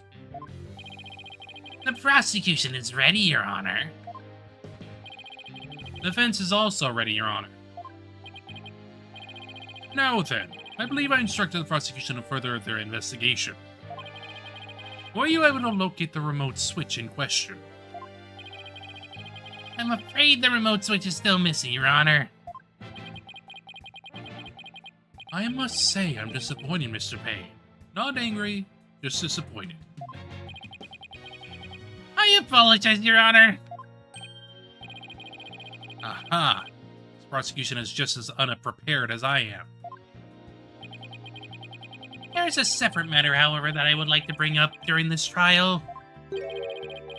A separate matter, you say? What might that be? I assume you're aware that another incident occurred during yesterday's trial. I speak, of course, of the assault on Mr. Justice in the ruins of courtroom number 4. Uh-oh. Why is he bringing that up? Yes, what a truly harrowing experience it must have been for Mr. Justice. At the time of the attack, Mr. Justice was not alone. He was with the defendant, Miss Juniper Woods. He isn't going where I think he's going with this, is he? He is, obviously. Have you freaking met him? The prosecution wishes to indict Miss Woods on the charge of Mr. Justice's assault.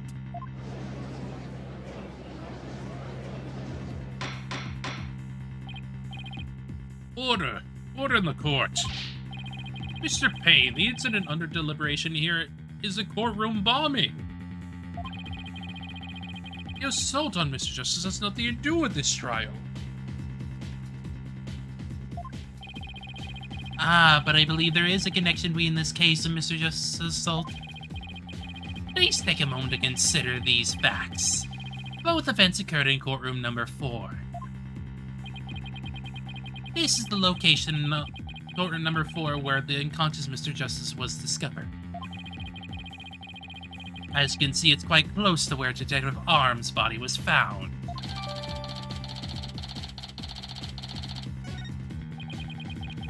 The question is, why did the culprit feel the need to maliciously attack Mr. Justice? Why indeed? What do you believe their motive to be, Mr. Payne? I believe Mr. Justice found something in that courtroom while Miss Woods was with him. Evidence that fingered her as the perpetrator of the bombing. You mean he found some incriminating evidence? Precisely. And so I surmise the defendant picked up a piece of rubble and hit Mr. Justice on the back of the head in order to silence him. Objection! Junie would never do such a thing. She was devastated when we found Apollo hurt like that. Miss Sykes, please control your outburst. Ahem. It is the prosecution's belief that by deliberating on Mr. Justice's assault, you'll draw ever closer to the truth of the courtroom bombing itself. Very well. Miss Woods is hereby officially indicted on the charge of assaulting Mr. Justice. What? Why are you listening to Mr. Toupee over there? Although, considering our conversation yesterday...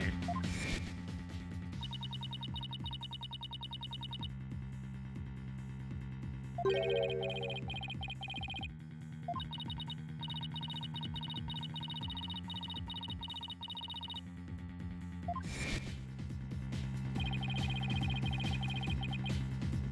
two incidents really are relevant after all.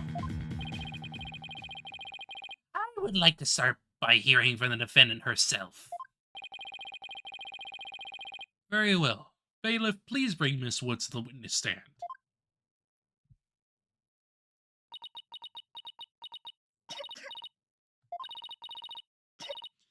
Sorry, I can't seem to stop.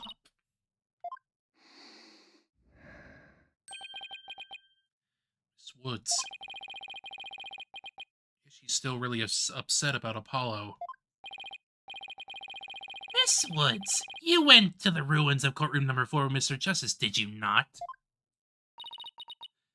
Yes, I did. Good, good. If you would, then please testify about what happened to the court.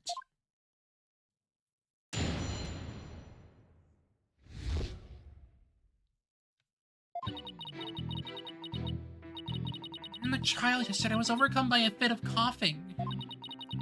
Apollo stayed with me and we went to the courtroom ruins together. Then I was called back to this courtroom to give testimony. Apollo insists on staying behind in courtroom number 4. I swear I didn't attack Apollo. Why would I ever hurt such a kind person?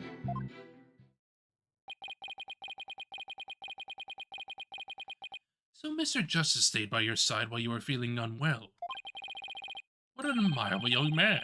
I thought this loud voice was his only outstanding feature. He may look like a little imp at times, but Apollo can be really nice too. Hope she didn't hurt her wrist backhanding that one out.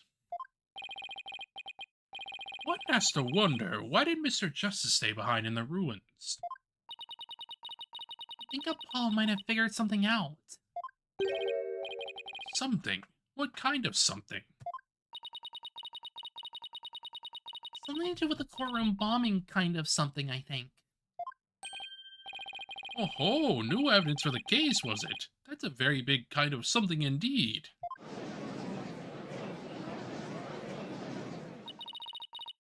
I believe so. He might have been looking for some evidence when I was called away.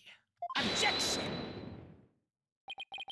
Just as I thought. There is a connection between the two incidents. The defendant has told a very big lie, Your Honor. What lie is that? When she learned Mr. Justice would be looking for evidence, she attacked him. She attacked him to give herself the chance to destroy that evidence. No! I never... Miss Woods repaid Mr. Justice's kindness with violence. We found the proof of her foul deed there in the courtroom ruins.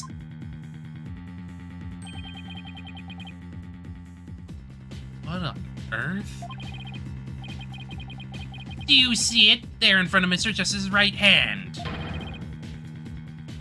Witness the message she left us. It's written in blood. Woods. Why isn't that? That's right, Your Honor. It says Woods in capital letters. What? I submit that Mr. Justice left us with the name of his attacker before he fainted.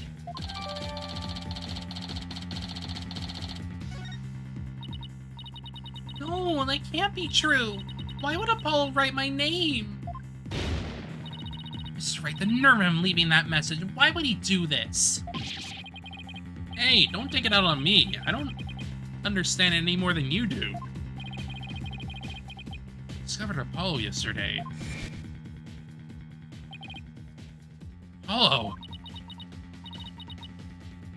No! Yeah. Didn't even have a chance to rush over to him. As soon as security heard Athena's scream, they ran and cordoned off the area. For that, They were there in courtroom number 4 with Apollo the whole time. We didn't investigate anything ourselves and had to leave everything to the police. Still, never thought they would find some bloody writing there. Now then, please begin your cross-examination, Mr. Wright. Yes, of course. Okay.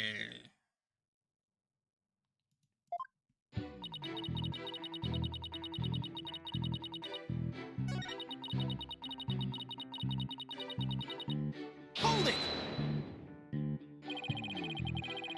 Why exactly did you go to the courtroom ruins? I went to look for my medicine to stop my coughing. Your medicine? Why would your medicine be in courtroom number 4?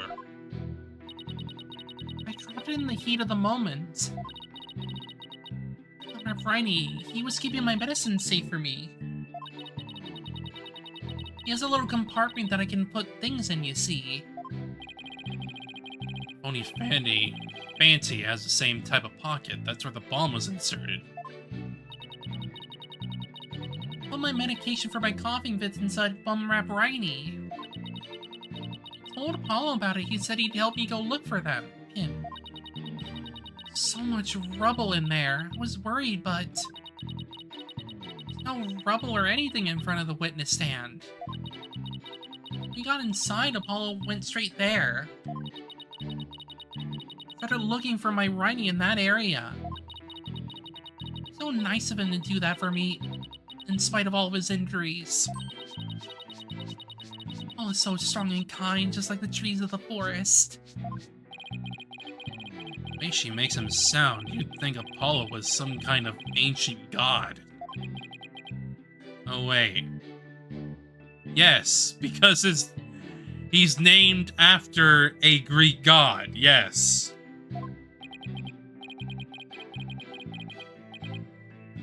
So that's why you went to the ruins, I see. That seems to be quite an important fact. Please add it to your testimony, Miss Woods.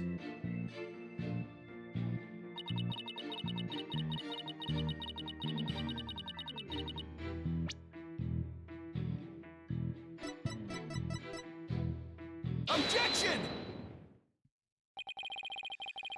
So he started his search with the witness stand, you say? That's right. I guess maybe he wanted to start from the furthest point in the room?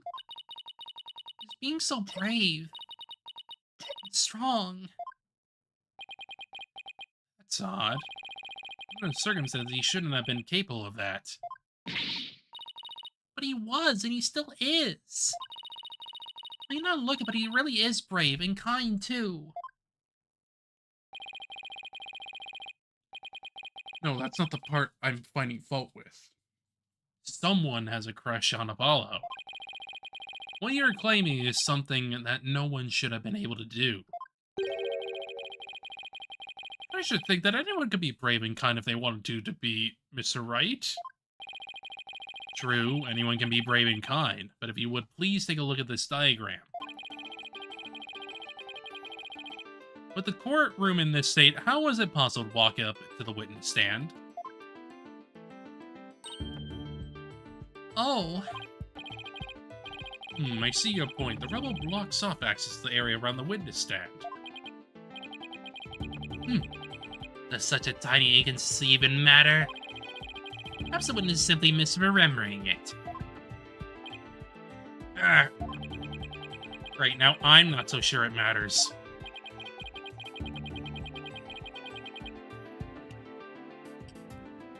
A real man doesn't make mountains out of molehills, you know. That's precisely what Mr. Wright does best. I call slander, Your Honor.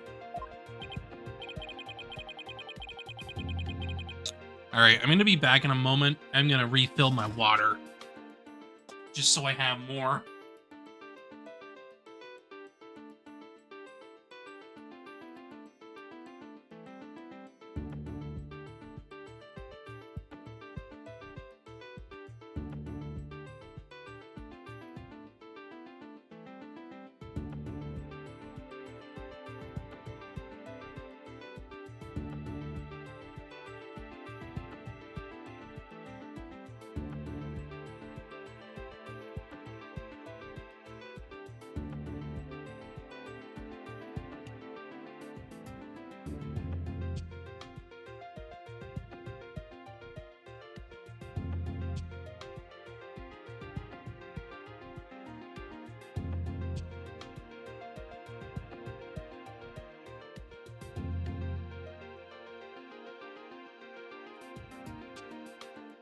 Got it.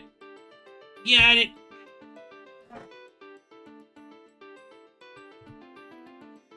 So was it really impossible to approach the witness stand? I have to say it's a bit hard to tell with any accuracy from just this diagram.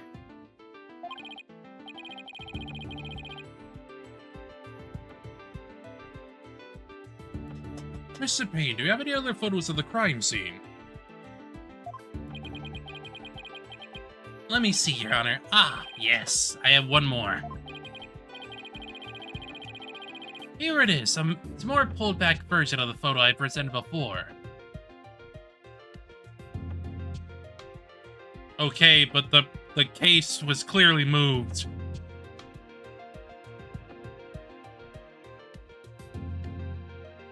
Like, do you see that frickin' trail?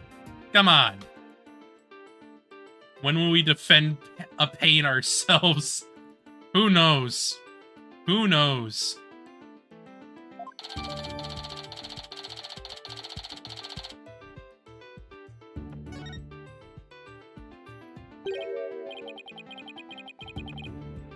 What's the hunk of metal on wheels? Mr. Payne, is the metallic object in the photo Mr. Tonate's bomb transport case? That's right. Is there some problem?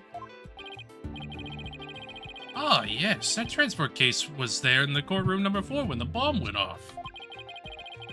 Must have been there ever since. Well, that's it.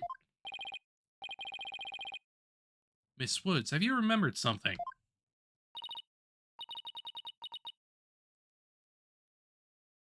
It would be funny to at least defend a Payne, though. Maybe even prosecute one. Maybe get like a new investigation, new investigations game, and you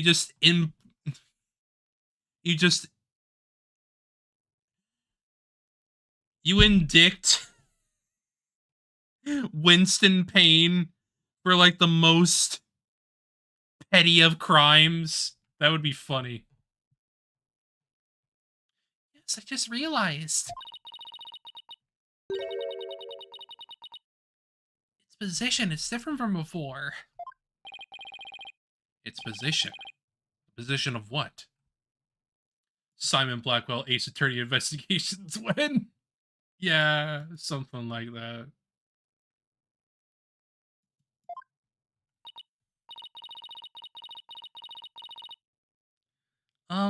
The position of the big metal thing. The bomb transport case?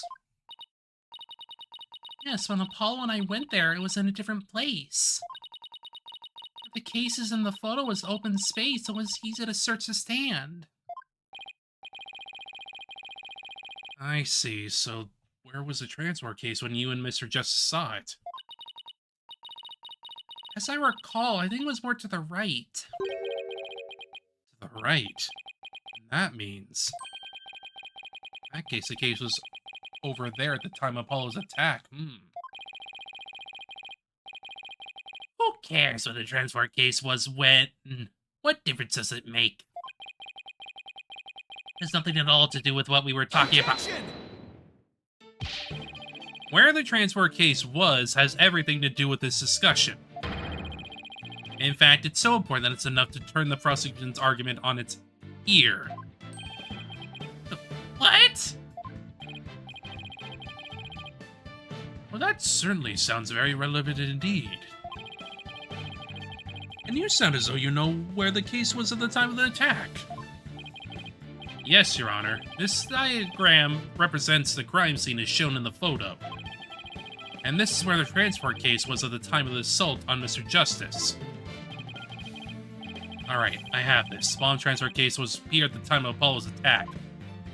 Oh, it's wherever it is, where do I go? Whoa. Oh, I don't know. Here. I don't fucking know. A little pointless for me to do that, but whatever. Your Honor, I assert that this is where the transfer case was at the time of the assault. But that's... inconceivable! Miss Woods, was this where the transfer case was when you saw it? Yes, that's where it was. Thank you, Miss Woods. I'm sure the court has noted an interesting fact about this position.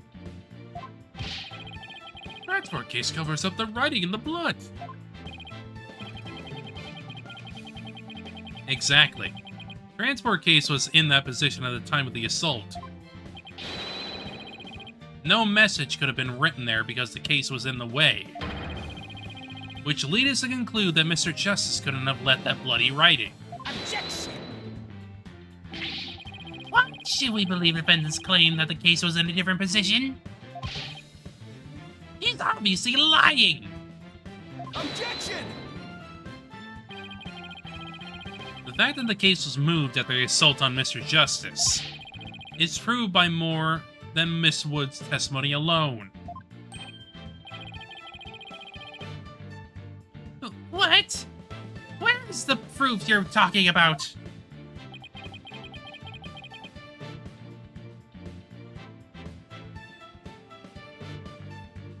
It's right here in the crime photo. Need to see this proof myself, Mr. Wright. What in this photo indicates that the transport case was moved after the assault? Right here. Right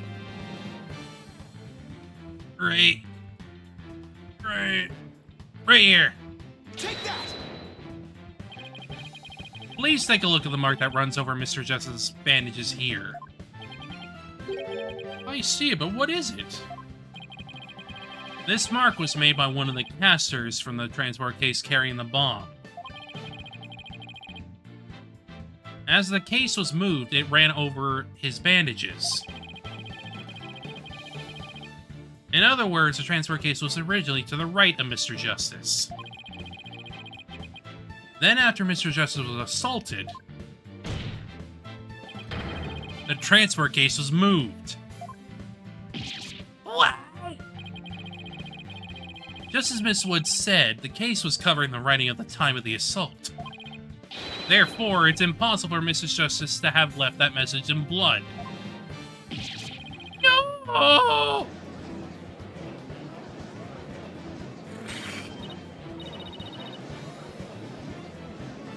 You did it, boss. It was a real nail-biter, but you pulled it off. Yep, that should bring down the prosecution's claim like a house of cards. Order! Order in the court! Mr. Wright, that was a very clever deduction. Ah, it was nothing, Your Honor. Nothing but pure genius. Take that! Boss, I'm sensing a definite smug and braggy vibe coming off of you. What do you expect? This is how he rolls. I have just one question, Mr. Wright. Yes, Your Honor? Mr. Justice didn't leave this message in blood. And who did? Huh? What? Oh! Well... Looks like I should have taken that train of thought through to the last station! Well, I've heard a lot about this. So this is Mr. Wright's famous bluffing technique, is it? Ah, this feeling, it brings back memories of the old days. Back when you carved out a name for yourself by bluffing your way through thick and thin. Gee, Mr. Wright, that just kind of makes you sound no better than a 2-bit con man. You made your argument with such confidence, Mr. Wright. Now I'd like you to hear your answer with just as much confidence. Hey, till the judge asked a question you didn't catch on either, Buster. What now, boss? I hope you didn't bluff your way into a corner. Think, Phoenix, think. There must be a way through this. Making my way to the truth somehow. Who could have written that message in the blood? someone else. Someone else was bleeding, so... He didn't bluff that much. Yeah, he did bluff, but, like, not, like, a huge amount. He pretty regularly, like, presented his evidence pretty well. You just had people, like, go out of their way to frickin' be like, but, no, there's this other thing that could be going on.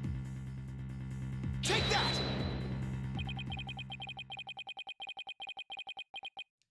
To be honest, I don't actually have any real proof of this. I've come this far. There's no turning back now. Besides Apollo, there was one more person who shed blood at this crime scene. Person who shed blood? You don't mean... Oh, but I do. I believe it was Candace Arm who left behind this message in blood. What? What? Detective Arm? Are you sure you know what you're doing here? Not really. Objection! What kind of ridiculous assertion is that? If you had said the attacker left the message to throw people off, it might have made sense.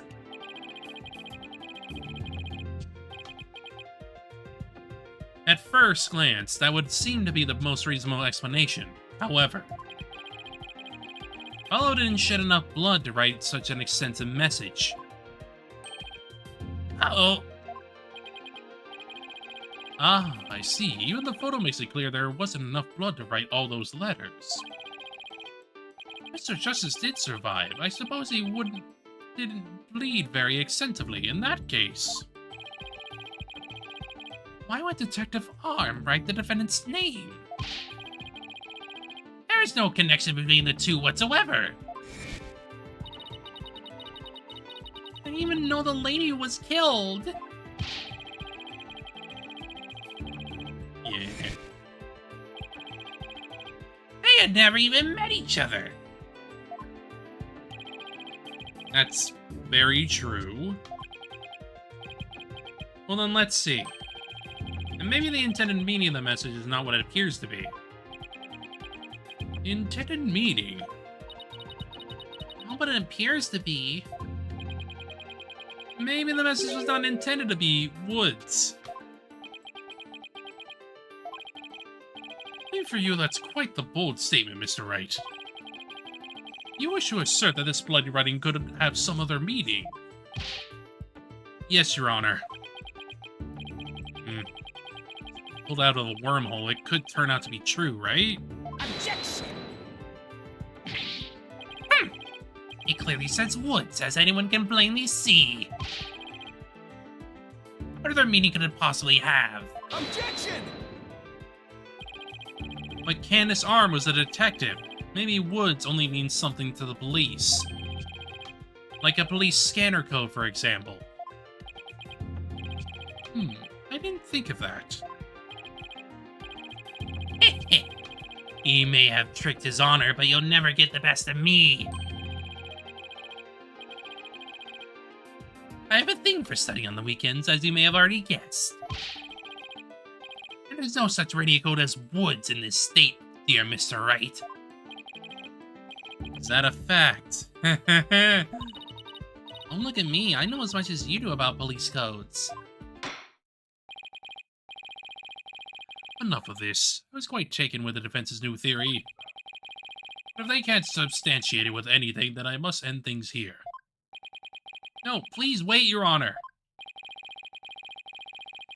Very well, but before we discuss Serenity further, I demand a plausible explanation. So, Mr. Wright, what is the true meaning of the bloody writing? Well, I believe it's... And no stalling. If you can't come up with an answer quickly, I will declare this discussion officially over. I'm in trouble now. What meaning could it have besides the obvious one? Maybe it means something in another language. Maybe it's a code. Think, Phoenix, you can do this.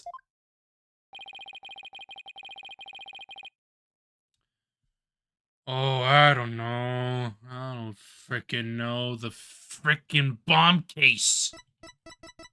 Duh. Take that! Bomb transport case.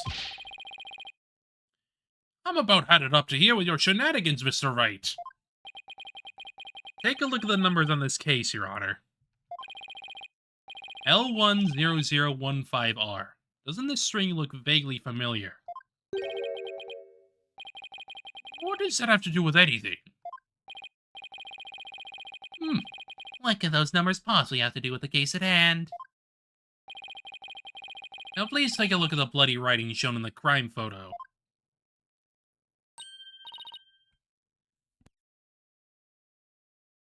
Oh, I think I see it. That a girl, that one. That one's on my side. It says Woods. Or you could say it's a horse of a different color, Your Honor. First character isn't a W, it's actually an L and a 1. The next two are zeros. Oh my goodness! The true meaning behind the bloody writing isn't Mrs. Wood's name. It's a number engraved on this bomb transport case. Objection! What are you talking about? The next part doesn't make any sense! The next number is 1, but the bloody writing says D! Objection! But the number on the case and the bloody writing can be made to match up quite easily. This is how the number on the transfer case will be made to match the bloody writing. Erase 2 lines.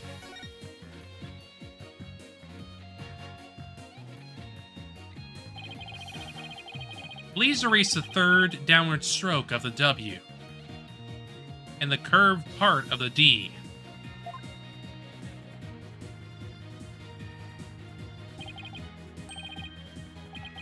Well, would you look at that? Lius? No, Your Honor, it's meant to be not meant to be read as a word. It's the number L10015, which, if you take away the final R,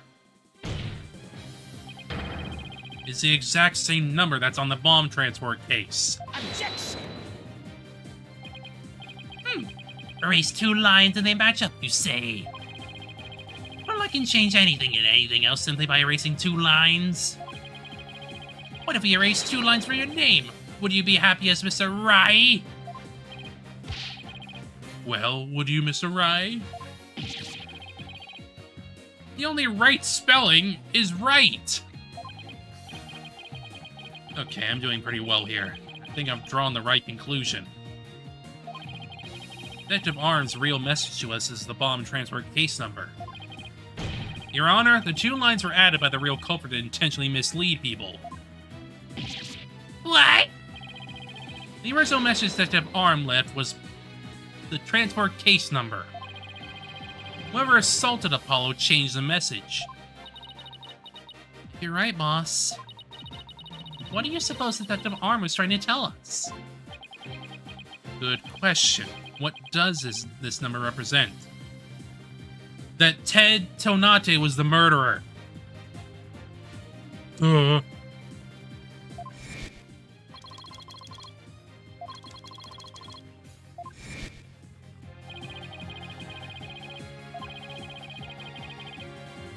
Her dying message can only have one purpose.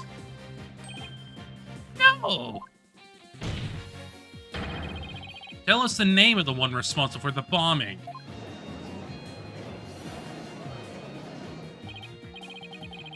Oh, don't keep us in suspense, Mr. Wright. Tell us who was trying to name. The culprit that the victim was trying to identify is none other than Mr. Ted. Take that!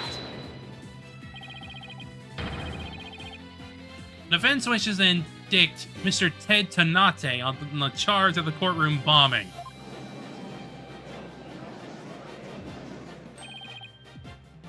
Tonate? Apparently, disabling bombs isn't Mr. Tonate's only specialty. Somehow the victim must have realized that as he was the bomber. So when she was caught in the blast, she left this bomb transport message case number as her dying message. She used Mr. Tonate's own ID number to finger him for the crime. Objection! Why would anyone go out of their way to write an ID number? Wouldn't they simply write the person's name? He's got a good point there.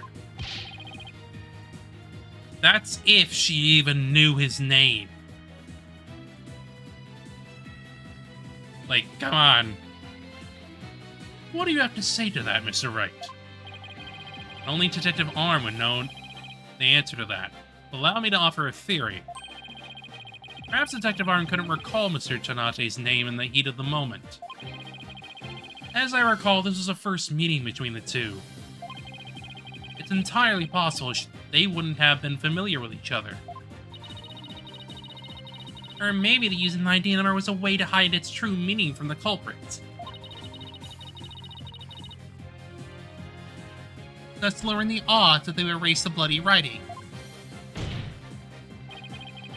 No matter what the reason, the important thing is the meaning behind her message. The fact remains she wrote Mr. Tonate's ID number. Objection! Now just one moment here. There hasn't been any proof that yet it was indeed Detective Arm who wrote it. A bloody writing wasn't found during the investigation after the blast. If Detective Arm had left the message, it shouldn't have been found at that time. Objection! Naturally, Mr. Tonate hid it before anyone could discover it.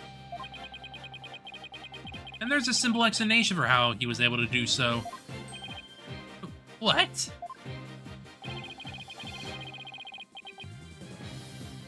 Mr. Tonate was able to cover the message up because he's the first to find the body. First person to discover the bloody writing was Mr. Tonate himself.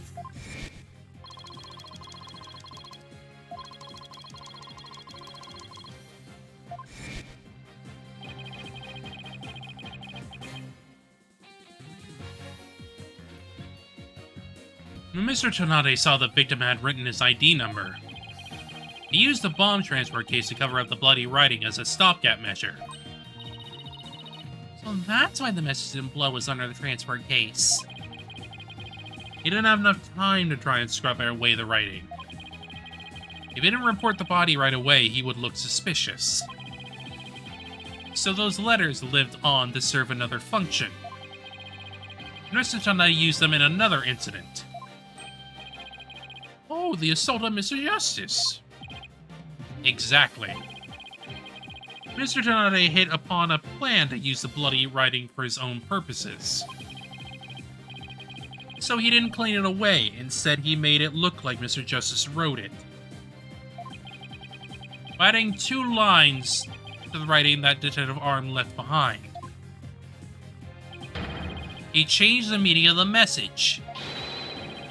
He made it look like Mr. Justice was accusing Miss Wood of the attack. So that means the only person who could have altered the bloody writing was the courtroom mobber, who was the same person who assaulted Mr. Justice. And that person is Ted Tonate. Ah.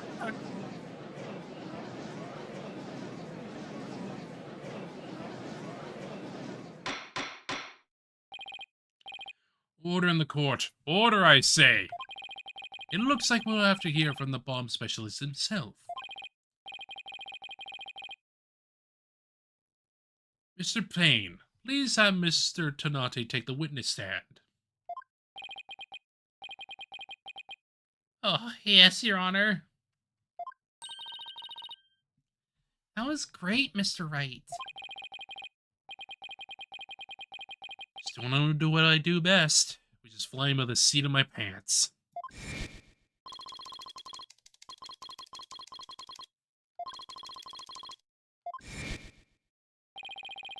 Finally drawn Mr. Ternate back onto the witness stand. Looks like you'll get your wish, Goggle Man. Now watch me take your lies apart.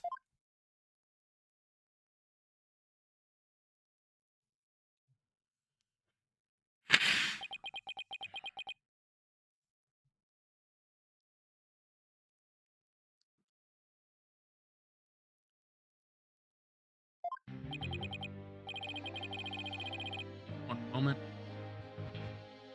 Mr. Tonate, I'm afraid we have a few more questions for you. I understand the situation, Your Honor.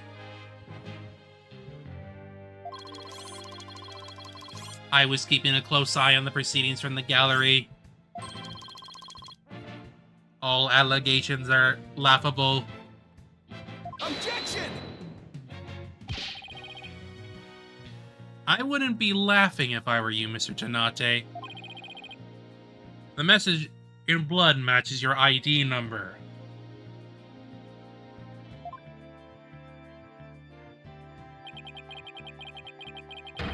The same ID number that is there on the bomb transport case. Such a far-fetched theory. No better than a tangled ball of wires. I'll have them untangled for you in no time at all. You were the first person on the scene after Detective Arm left her message in blood. You were the only one who could have hidden the writing and then used it again later. I see ×2. But then, let me ask you, do you have any proof that Detective Arm wrote that message?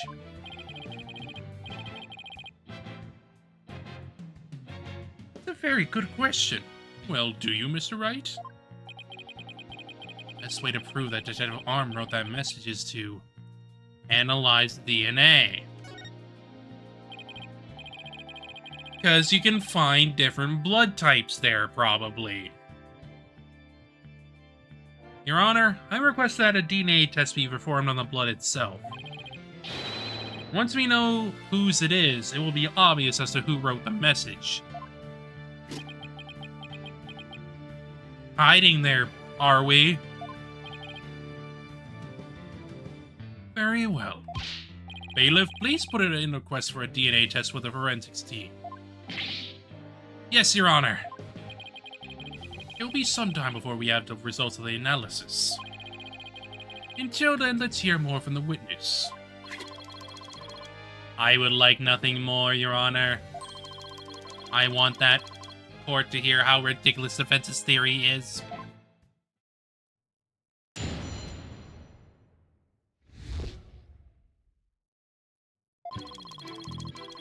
I admit I was the first one on this scene after the explosion. There was no bloody writing there at the time. Anyway, there is no way Detective Arm could have written it. She struck her head on the rubble and died near the courtroom entrance. She was too far away from where the bloody message was found. You say that, but you could literally drop her there.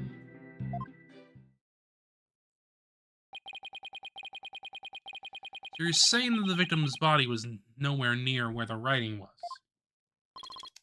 Precisely. It is as plain as day that she could not have written it. It's true that the body was discovered near the entrance to the courtroom.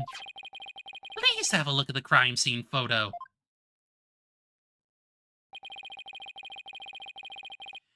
As you can see, there is blood on the rubble near the victim's body. She must have died after hitting her head there.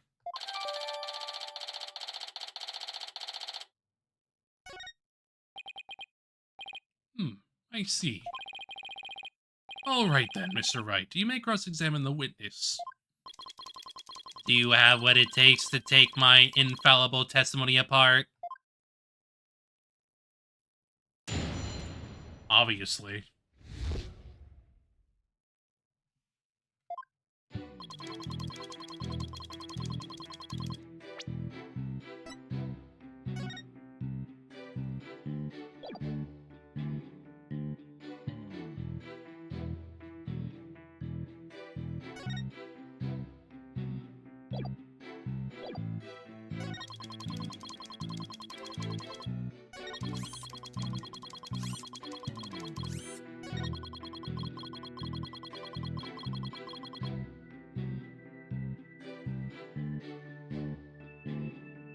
Are you certain?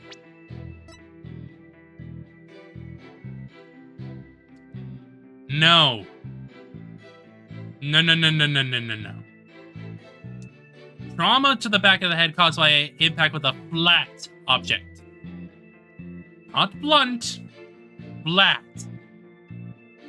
So what does that mean? Well, the only item that has a flat surface would probably be the bomb. Objection! You are a terrible liar, Mr. Tanate.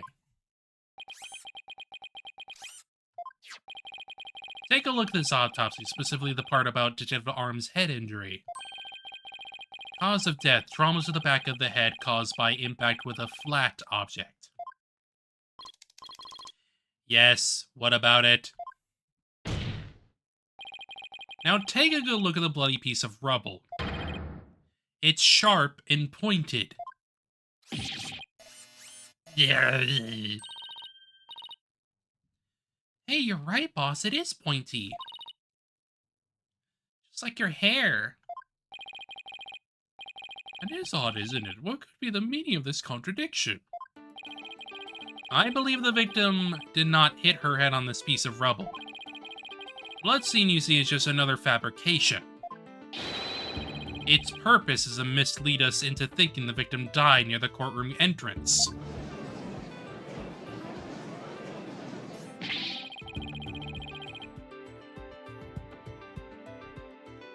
Are you claiming the culprit moved the victim's body? That's exactly what I'm claiming. The victim hit her head at some other location. Most likely on the floor or some other flat surface. And this location was somewhere near where the bloody writing was found. In that case, she definitely could have written the message. Your Honor, I have the results of the bloodstain analysis. Ah, very good timing. Let's take a look. According to this report, the message was written in Detective Arm's blood. Different claims, only the parts of the message that were added afterwards were written in Mr. Justice's blood. It would appear the defense's assertion is correct after all.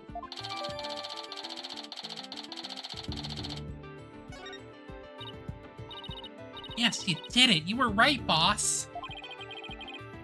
Now I have to drive it home.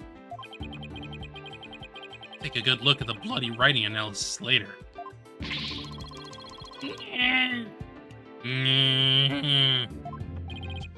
1111. Mr. Tanate, it's now apparent that you have told several lies to this court. I hope you have some sort of explanation for yourself. ...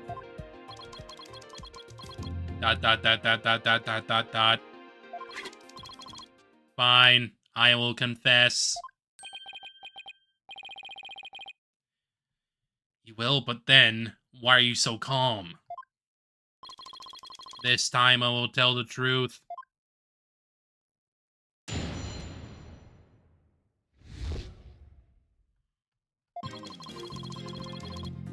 It is true that Detective Arm wrote my ID number.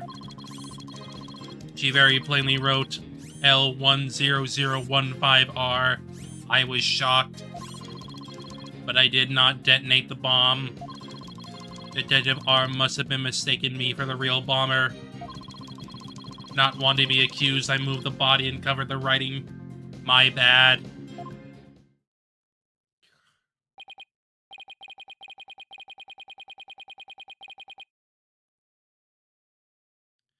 I see. So it is your assertion that you merely moved the body, is that right? Is that it? That is correct. I did not kill Detective Arm. Well, if that's all you did then...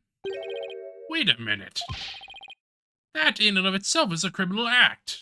Glad to see you finally crossed that finish line, Your Honor. Very well then. Your cross-examination, please, Mr. Wright.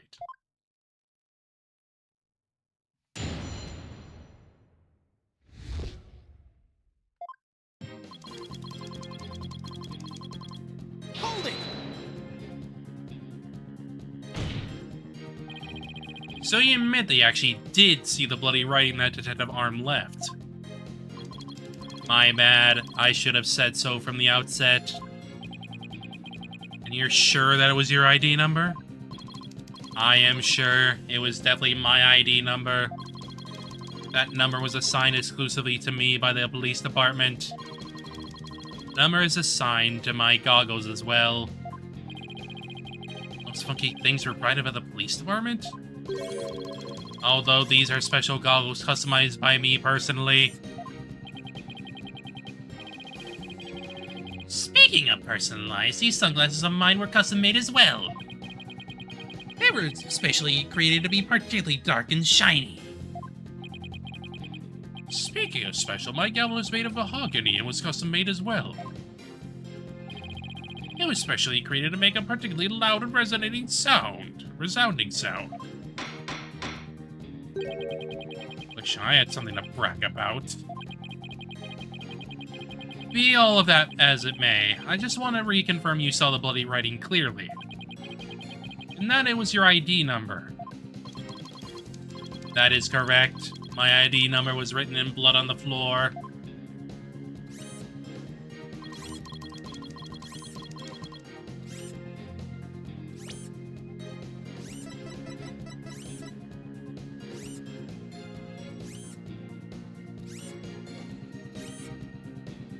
Objection! Just want to make doubly sure that L10015R is really what you saw written in blood. Yes, it very clearly said L10015R. Well, that's odd, because that's not what I see. Objection! What on earth are you babbling on about now? Wasn't it you who claimed that the bloody writing was his ID number in the first place? Take a good look at the photo and the bloody writing analysis. Now tell me, does it really say L10015R?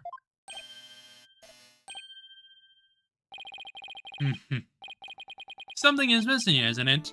And that is something is the final R. What is immediate, Mr. Tanate? Oh, right, now I remember there was no R on the end. It was just a slip of the finger. My bad. Come back, my beautiful contradiction! Mr. Wright, I'm not so sure it was just a simple slip of the finger. You have something for me, Athena? I sense that he's extremely agitated, almost panicked. He does look pretty flustered. I mean, yeah, look at that. He looks like he's about to freaking pop a blood vessel.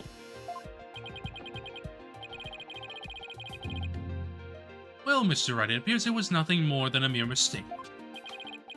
I don't know. Did he really just make a typo? What about that R? Did Mr. Chanate really see it? He actually saw it. Maybe Mr. Chanate really did see the R. There's no R anywhere in the bloody writing. What's going on here? You can see something there! It's just broken! Huh? Let me take another good look at the photo. I think maybe. That's it! What is it now, Mr. Wright? Are you trying to imitate Apollo and his cords of steel? Got it. So that's what happened. Slip of the finger, is that really all it was? Because I don't think so. I propose that Mr. Tonight really did see the letter R. What? The photo clearly shows that there is no R. No, Your Honor. Actually, just the opposite is true. The photo shows Mr. Tonight actually could have seen the R. If I want to make that claim, then you'd better be able to point out what you mean. What part of the photo shows that Mr. Tonight could have seen the R? Take that! Please look here to the right of the 5. Do you see a little bit of red? Oh, I see it, just on the edge of where the floor is broken up. That's the R that Mr. Tonight saw. Objection! It's true that the witness wears some very odd goggles. That doesn't mean his eyesight is bad, nor his brain power.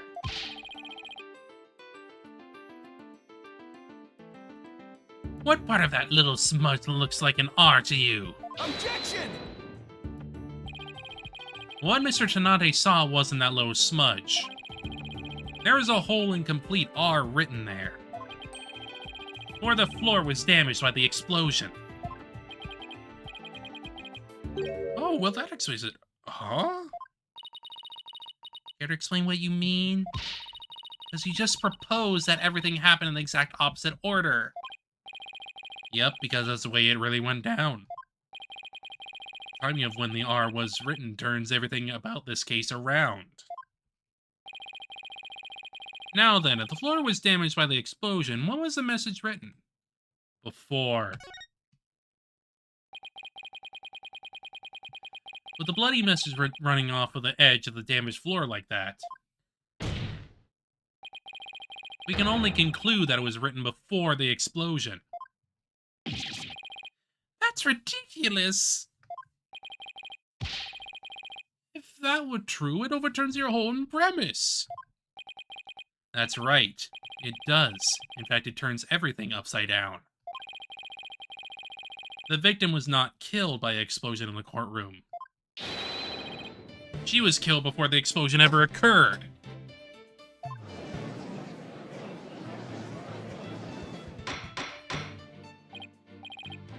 Order. Order in the court. What kind of preposterous claim is that? Have you forgotten how the victim's body was found at the scene of the explosion? Objection! True, but consider this scenario. She was hit on the head and killed before the explosion, or even before the trial began. Her body was subsequently placed in the courtroom ruins after the bombing occurred. That way, it could be made to look like she was a victim of the blast. What? Turns out we had a better look into what the victim was doing before the trial.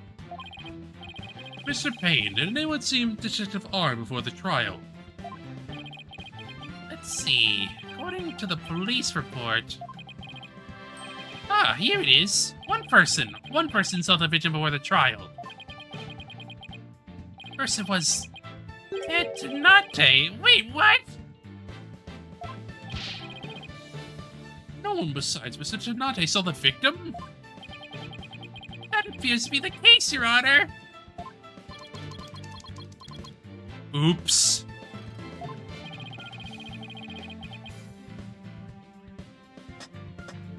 I would now ask the court to recall something.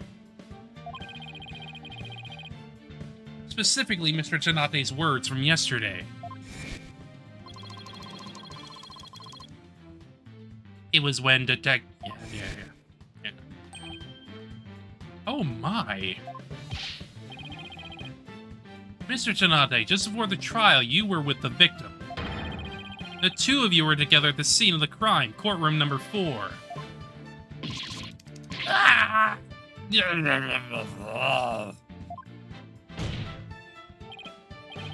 Honor, the defense requests new testimony from Mr. Tanate. We wish to hear what he has to say about his whereabouts just before the trial. Mr. Tanate, your testimony, please.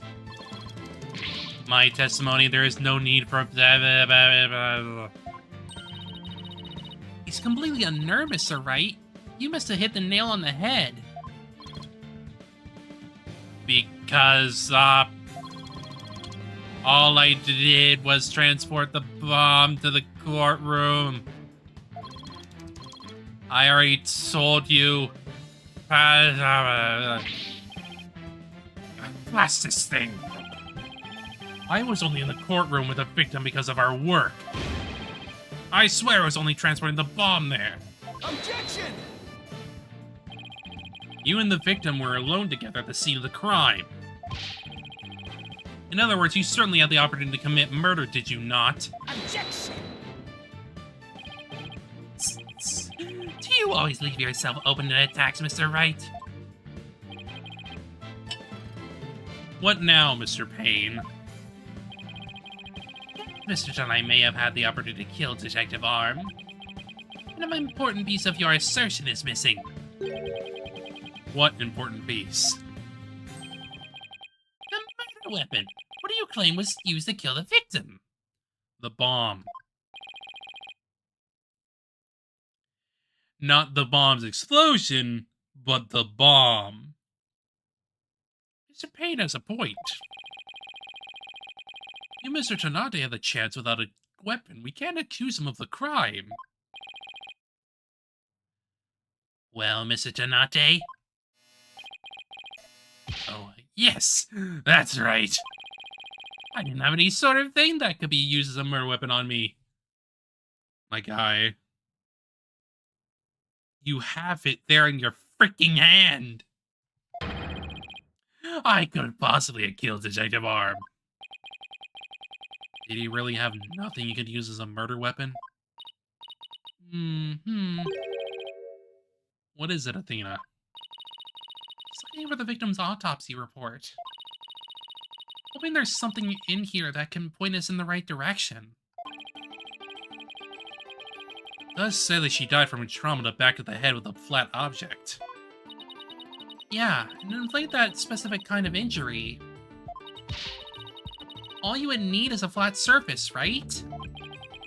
A heavy, blunt object with a blunt, flat surface could definitely be our murder weapon.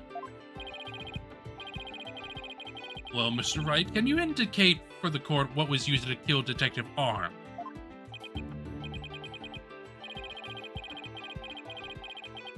I believe I can. Believe being the key word here. You can? Then please do so now. What did Mr. Tanate have that could have been used as a murder weapon? The bomb. Take that!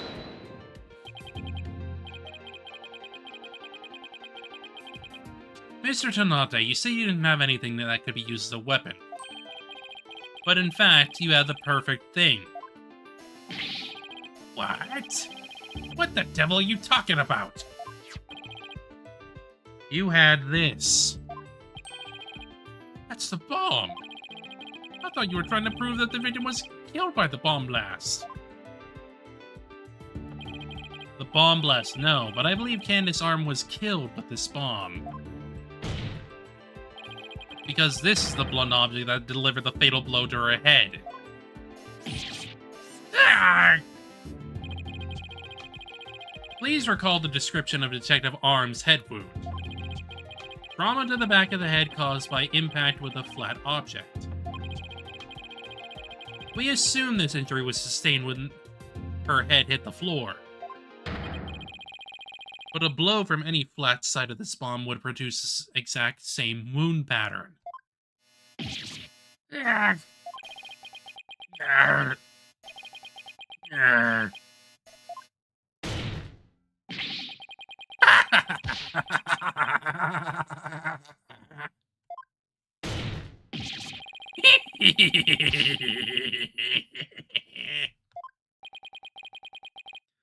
What's with him?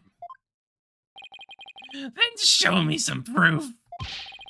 Where's the evidence that I hit the victim with the bomb? He's right. Anything decisive. Did you find any of the victims' blood on the bomb? That would be decisive proof. But it's too bad. The bomb is blown to bits. It's long gone. Boom! Game over. Yeah. Ugh. That's right. Is there really nothing on the bomb in the photo? I don't see any blood or anything. The timer display is a little broken here. It broke when it made contact with Detective Arm's head. That's definitely a distinct possibility. Unless we found a fragment with the victim's blood on it, it's not going to the court. Count. You're right. Setting off the bomb, Donate managed to obliterate all traces of the murder weapon. What in the world do I do now? Times like this, I've got to change gears and look at things in a different way. Instead of looking for the things he wasn't able to hide, I should be looking for a way to expose the things he did hide. Ed Tanate murdered Detective Arm before the trial started. Then he placed her body in the courtroom after the bomb went off. Which means there was something he needed to keep hidden until then. And I think that I have just the thing.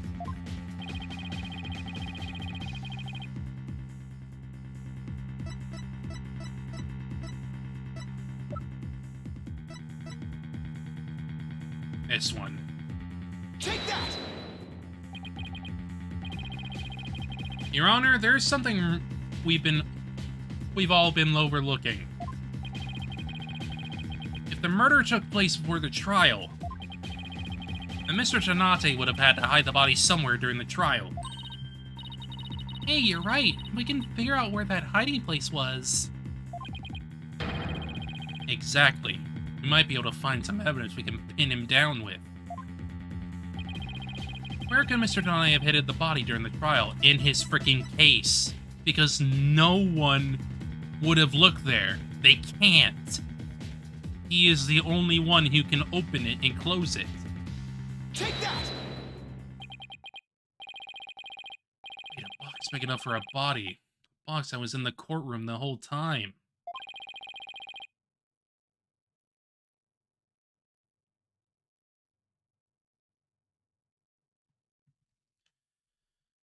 Box nobody would touch if they thought there was a bomb in it.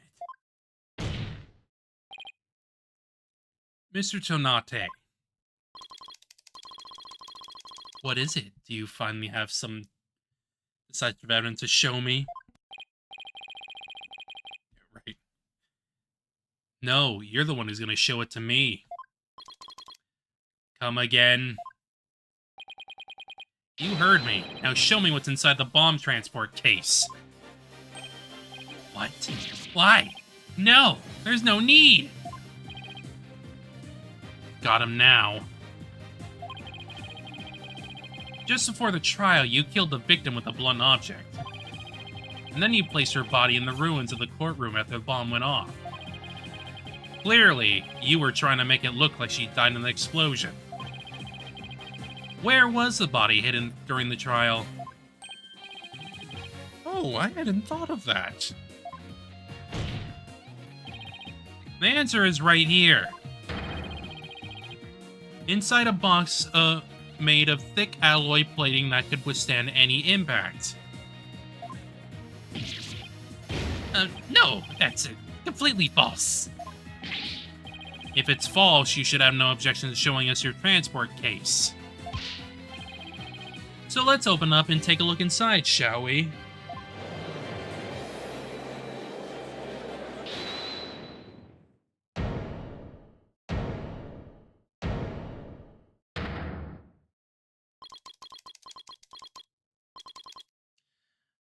Let's not. Not if you value your life. What's he up to now? Remain calm and listen carefully. This bomb will detonate in 5 minutes. What? Huh? I repeat, this HH-3000 will detonate in 5 minutes. What's going on? Don't you realize that this makes you this incriminates you even more? You idiot. Your Honor, I recommend you adjourn this trial before this bomb goes off. Mr. Donate, are you threatening me? I am the only one who can disable this bomb. If you do not want to die, your only option is to listen to me. But Mr. Donate, didn't you say that's just a training model, a fake to practice on? I did, but I also lied. This is the real deal. This is the HH-3000. HH-3000 was used to blow up courtroom number 4, wasn't it? How do you know it was the real HH-3000 that blew up courtroom number 4? Huh? The bomb that blew up the courtroom was a different one. One that I made. Are we to take that as a confession on your part? Take it any way you would like. Just before the trial, I took the HH-3000 out of the stuffed animal and put my own bomb in it. That was the bomb that exploded and destroyed courtroom number 4. Mr. Donate, please be reasonable. You really expect us to believe a crazy story like that? The HH-3000, it is so unique. I had never seen anything like it. It is so unique that I could not replicate the detonation mechanism. So I just had to have it. Besides, did anyone look inside the stuffed animal during the trial? Did anyone check to see if it really was the HH-3000 in there? I must confess, no one had opened the stuffed animal to check. There really is a possibility that the bomb was switched out. No, not a possibility, a certainty. I did it. So he's had a real bomb with him this whole time? You had better get out of here while you can. You do not have much time.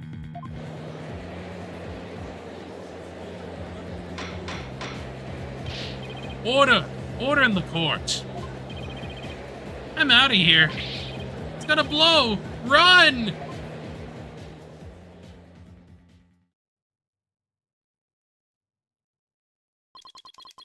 You 4 are still here?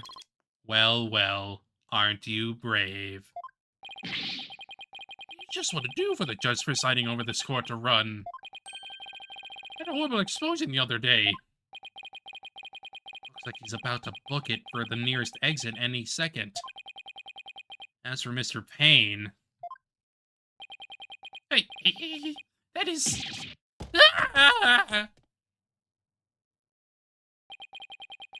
And he's off.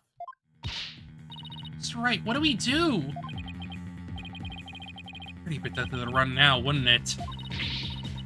Bomb might really go off. Only 3 more minutes, folks. I'm really the HH-3000? What should I do? Stand your damn freaking ground. Can't run now. Well, it's been fun, but I will be going now. With my dear, dear HH-3000, naturally. Oh, and by the way, I would advise against having me followed. Even with no remote switch, this bomb can still be triggered manually. If I think I'm being followed, I will detonate it on the spot. Farewell. Hold it! You're not going anywhere, Ted Donate. Oh. Your Honor, there's no reason to be afraid. That bomb is a fake. Are you sure, Mr. Wright? More of your famous bluffing, even at the risk of your own life. Mr. Wright, none of your bluffing now, not at a time like this. Lives are on the line here. I'm not bluffing, and I have proof. You do? Yes, of course, Your Honor. It's right here in the photo of the bomb, clear as day.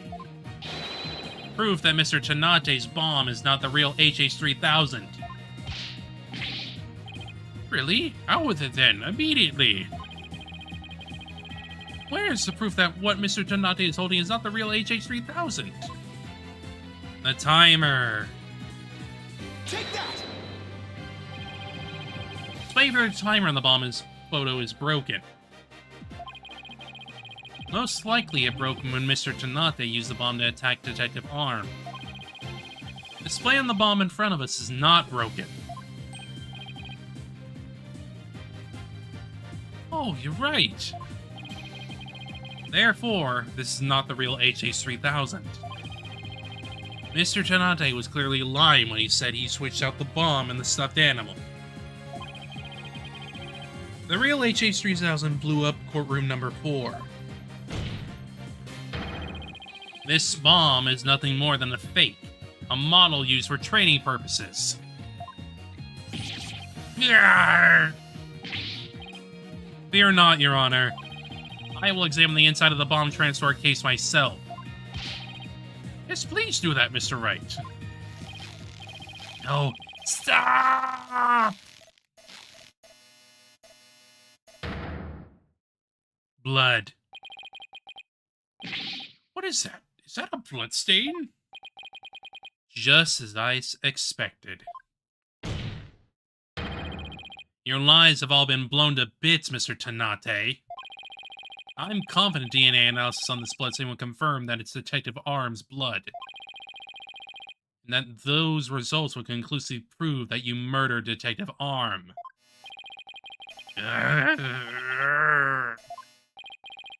How about it, Mr. Tanate? Think you can dismantle this decisive evidence?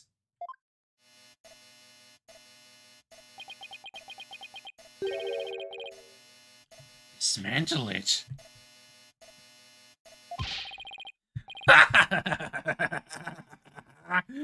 You're too late.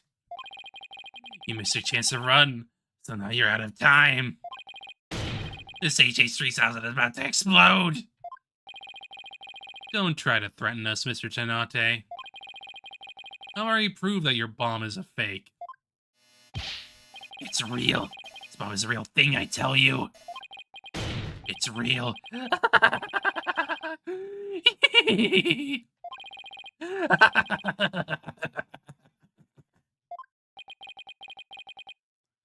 Mad bomb or party of one. No time left. It's gonna blow. I have to disarm it to take it apart. I can dismantle anything. I can take apart evidence. I can take apart bombs. I can dismantle it all. Dismantle. I'm not gonna make it. Only one thing left to do. Stop.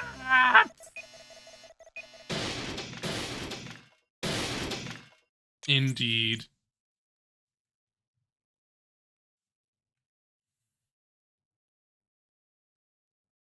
It's a wild one. Me!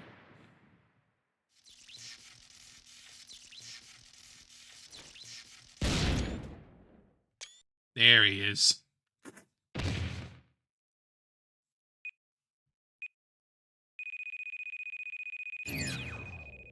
Game over. Dismantle attempt failed. He was right. It was a test. It's all over. My life has been blown to pieces. It's all that stupid woman's fault. I was selling the bombs I disarmed on the black market. I tried to take this one. She just had to notice, didn't she? She confronted me in the courtroom number 4 that day. That's why I had no choice. Before I knew what I was doing, I hit her. It's all her fault.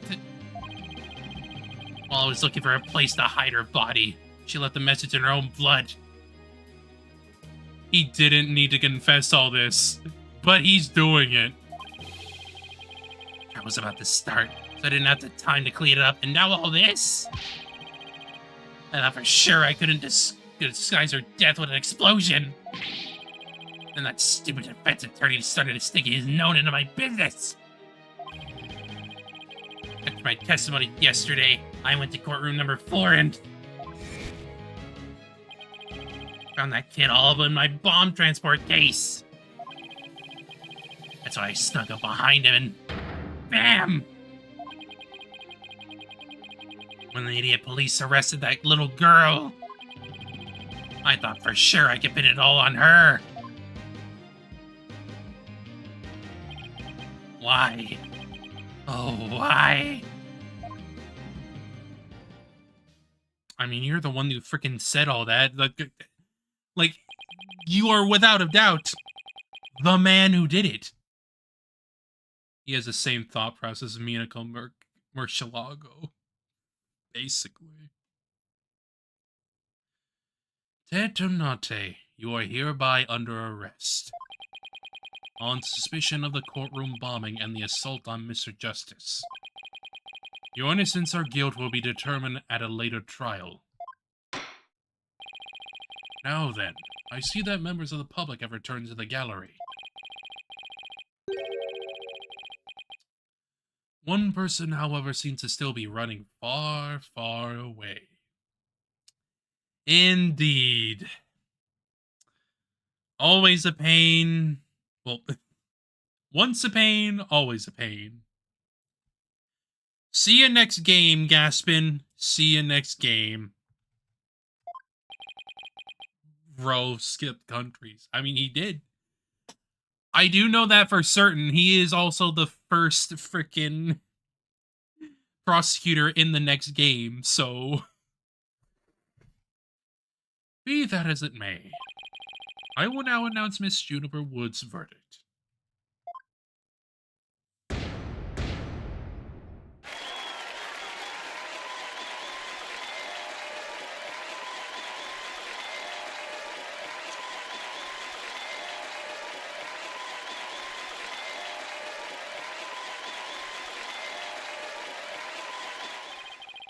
Court is adjourned.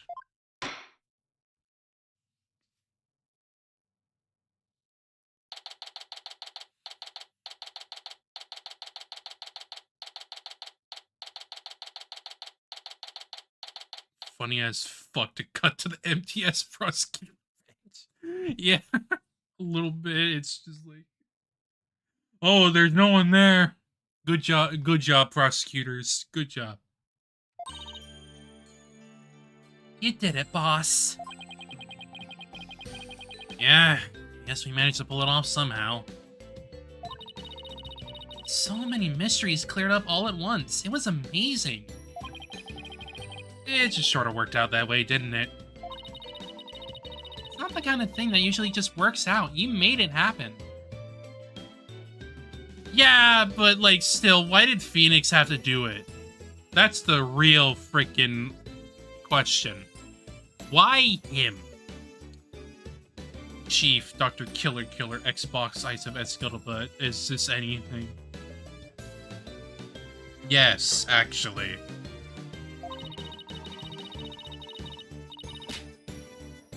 The way that mean old prosecutor hightailed out of here, that was great. It's alright, Athena. Thank you for everything you did for me.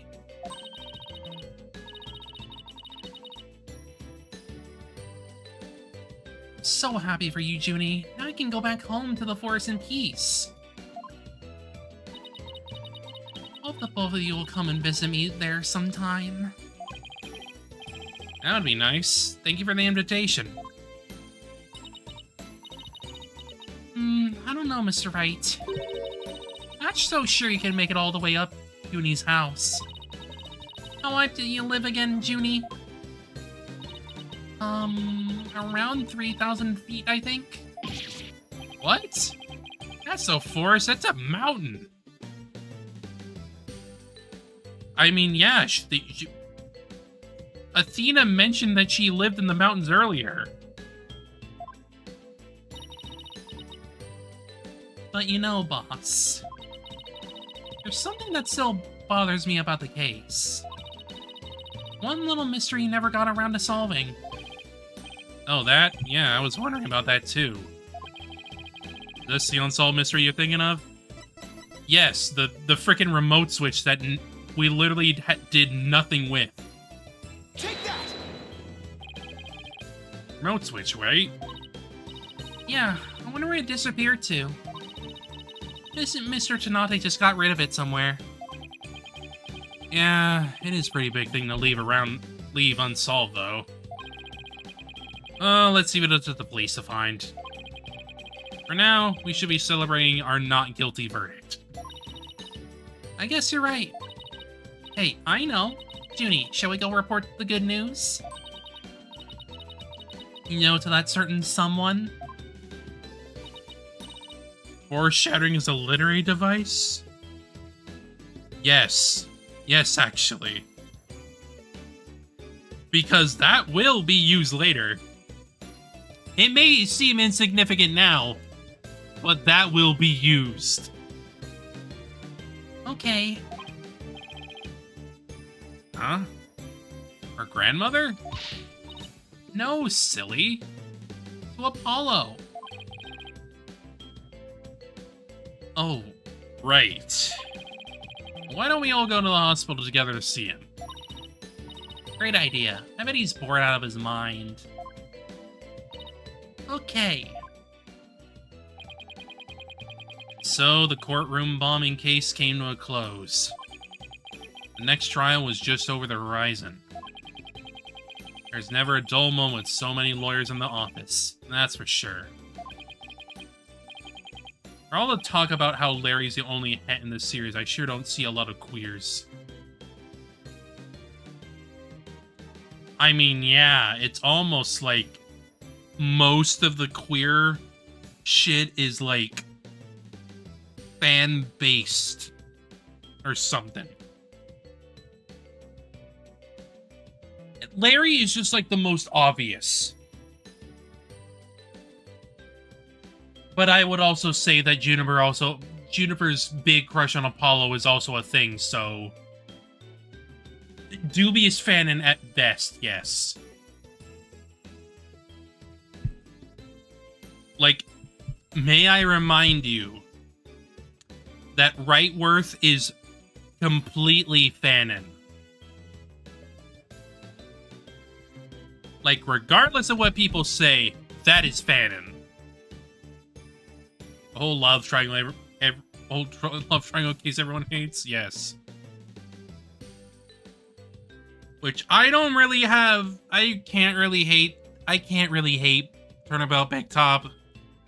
I can't. I just hate the process of it. It's kind of just a lot of meandering on and on and on. It's just, it's so much meandering. That is the problem with the case, not the actual, like, case itself. It's my turn to make the Turnabout Big Top bad post. Of course. Follow Justice, Athena, Sykes, and me, Phoenix Wright. Between the three of us, there's no case we can't solve. When our powers combine, we're an unstoppable team. At least, that's what I believed.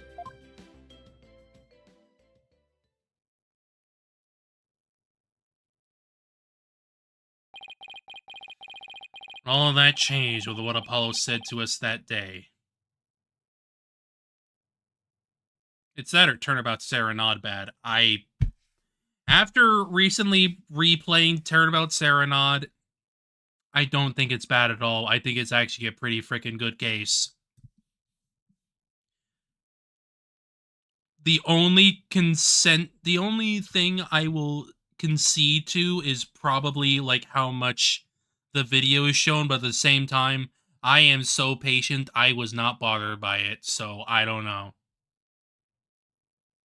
It was probably also because like I didn't play that case like all in one freaking day, so meh.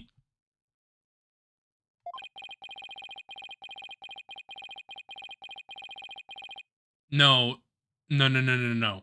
People, the complaints are literally that video. That is all anyone talks about regarding that case. That is the only thing people complain about, is how much they have to keep looking at the video. That is it. That is the only thing you will ever hear about complaints with that case. The only thing. Trust me. No. No.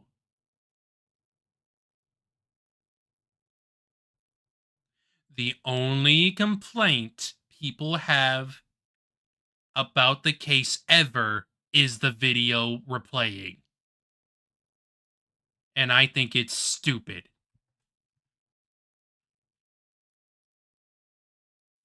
It was something that would put my faith in us to the ultimate test.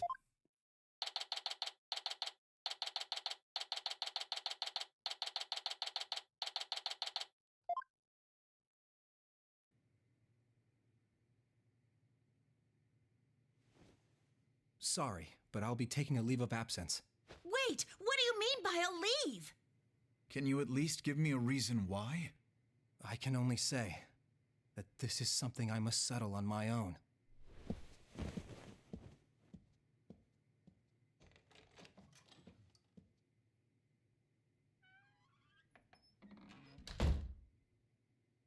Yeah. Yeah.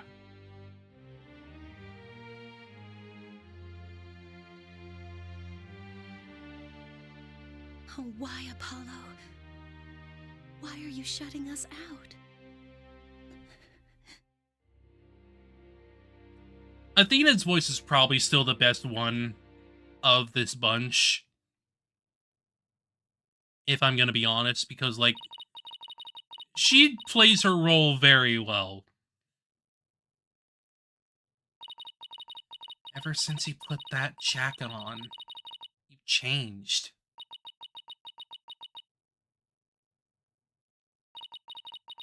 And now, for whatever reason, all my mind keeps doing is returning to the day I first met you.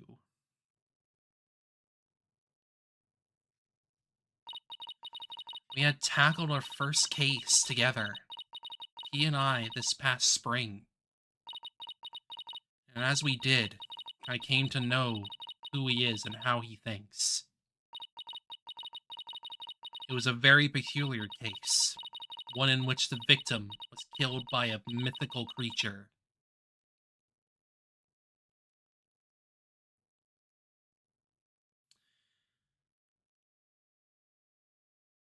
I'm gonna be honest, I find people's hatred for this next case weird. Like, I understand, but at the same time, I don't know.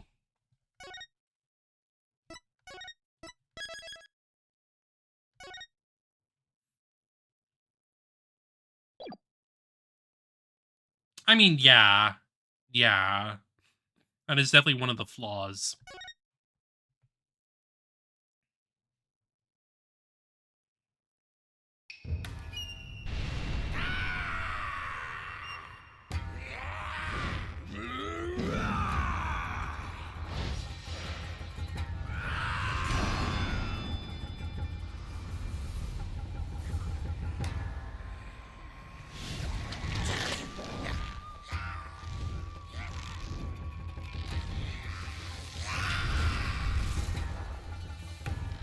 Long, long ago, the nine-tailed fox defeated the evil Tenmataro and sealed the fallen demon away. To this day, it is said that he slumbers even still within the forbidden chamber.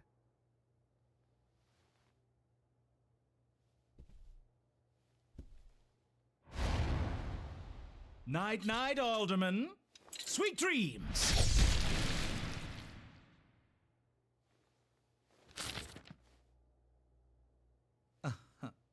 At long last, This fuck. the revival of Tenmataro is at hand.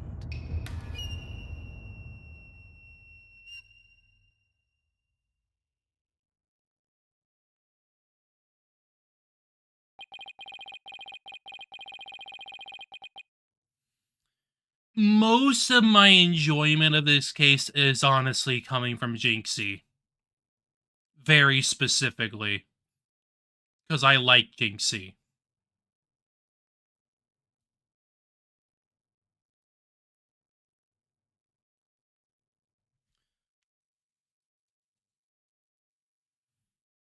I think the main thing is that, like, well, no. Typically, how the Ace Attorney thing goes is the first two cases always get their killers revealed. However, the second one usually goes about it in a little bit more of a subtle way, or at least where they tone it down. At least just a little bit to, like, give you a little bit of plausible deniability. That is not the case here. This one is literally like, he did it. He just freaking, boom, stab. A few months prior to the courthouse bombing.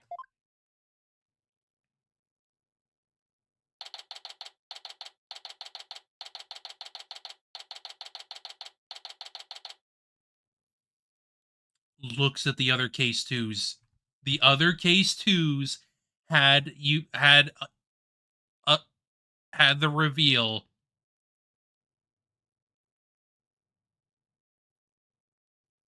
That is probably the only one, though. Most of the other case twos reveal their killer at the start. Most of them.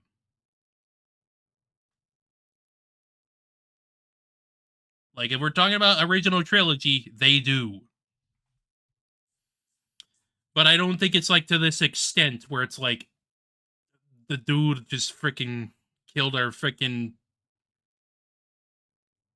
He's dead. He's dead. He's dead. He's doing the stabbing. It's very obvious. It's super obvious here.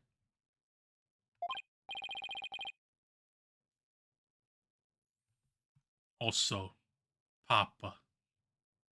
He hung up the fucking beanie. He hung it up. Guess I'm a little early. Oh God. Okay, I think I like her model a little less. Like, it's fine, but I think it's the eyes.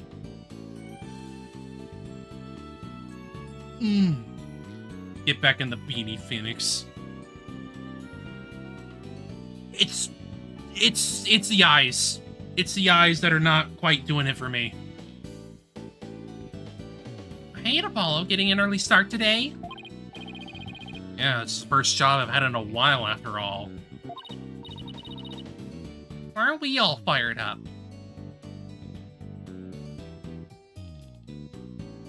No, we do. We do. We see him do the smashing. For a split second.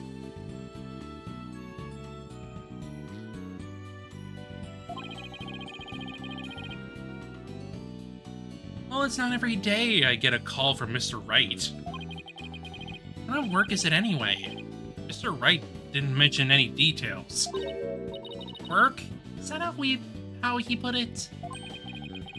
Don't tell me he just wants me to clean the toilet again. Really become a fixture around here, Apollo.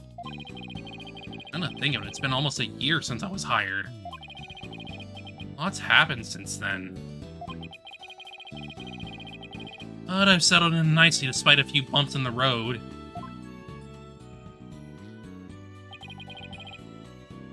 My name is Apollo Justice. I've been practicing law for about a year.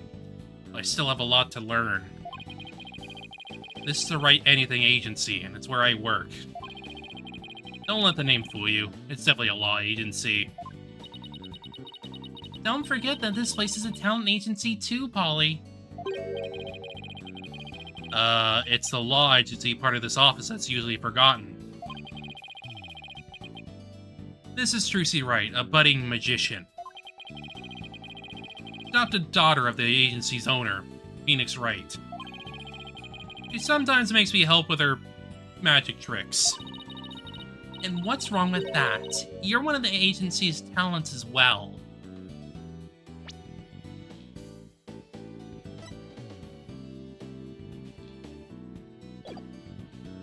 If I recall, yeah, she was 15 last game.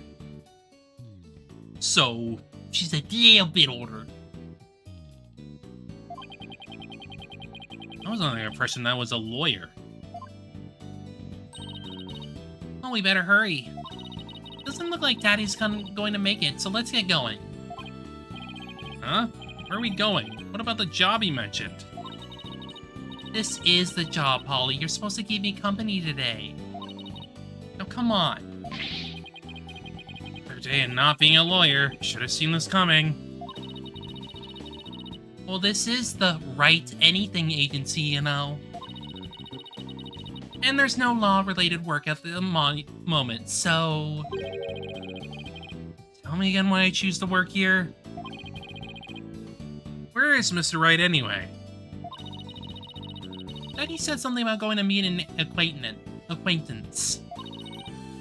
Don't worry, just focus on your job and I'll tell you exactly what you need to do. Need to know. Let's go. We don't have all day. Wait a second. Another day of anything goes begins at the Right Anything agency.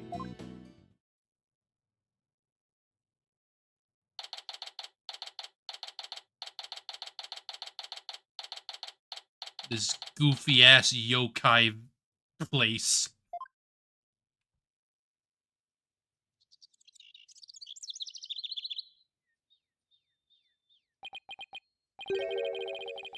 Phew, so what are we doing way up here in the mountains?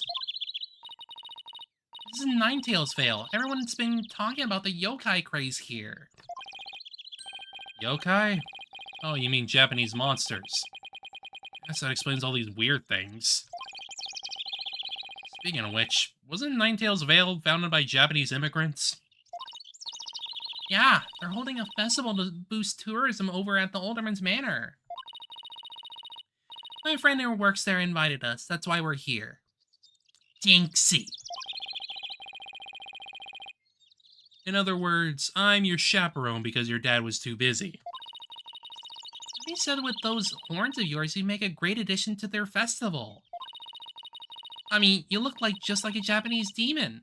Wasn't that so thoughtful of him, Polly? I could do without thoughtfulness like that. Oh, it's almost time. Come on, Polly. Festival grounds are this way. Alright, guess it's time to move to QB Manor Garden.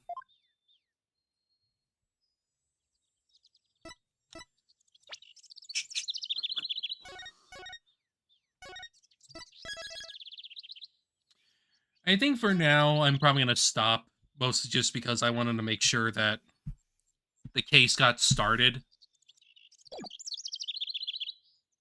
But I would rather, like, work on it later. Personally.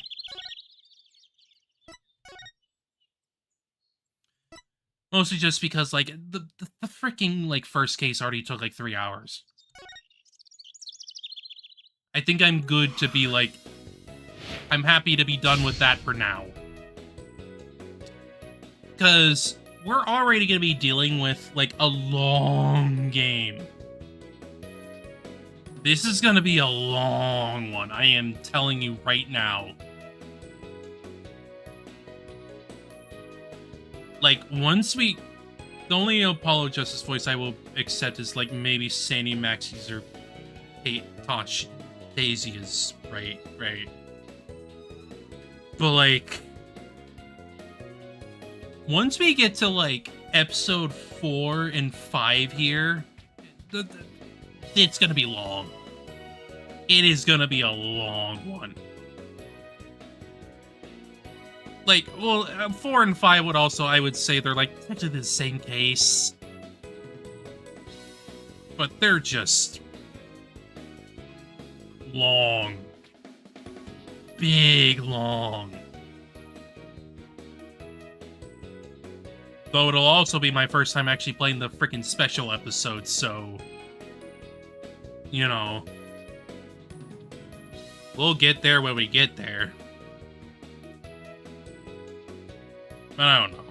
It's like...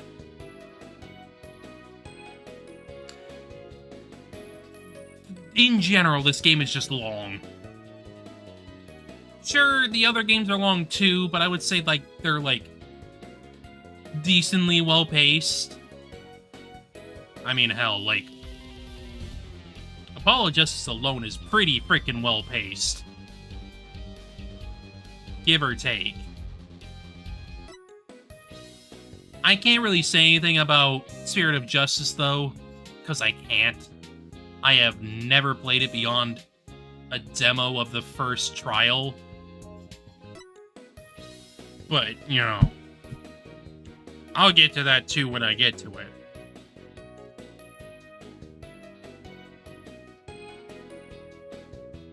But ultimately, my main complaints so far are still just... I don't like that they brought Phoenix Wright back as a lawyer, a playable lawyer. I don't like it. It would have been way better if they just dropped that entirely. You can keep Phoenix there, just keep him as the mentor figure. He honestly works way better as the mentor figure.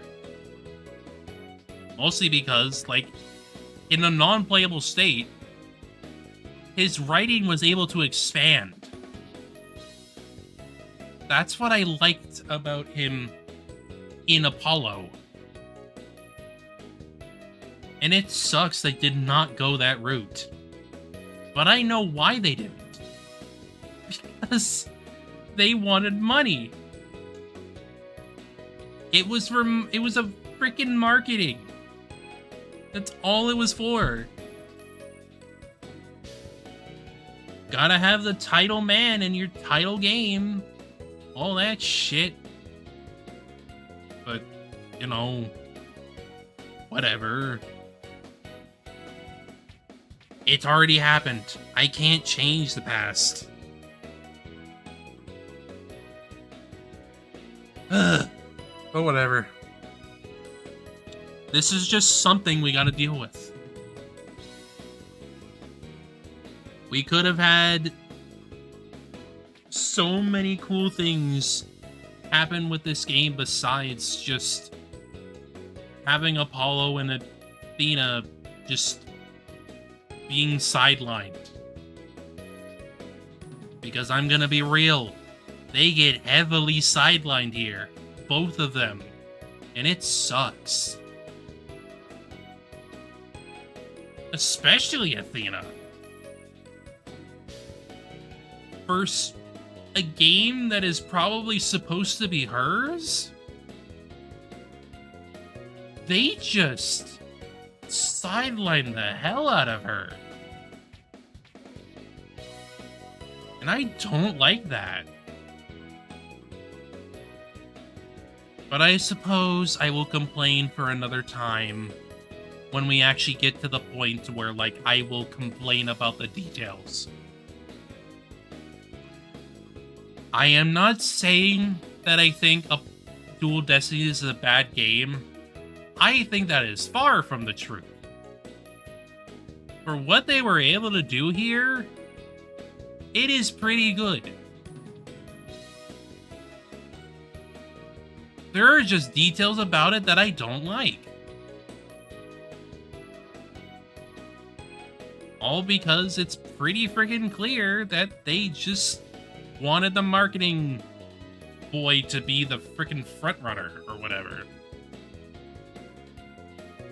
Either way, thank y'all for coming. I'll talk to y'all later. Have a good rest of your day and a good weekend and all that. We'll come back next time. Bye.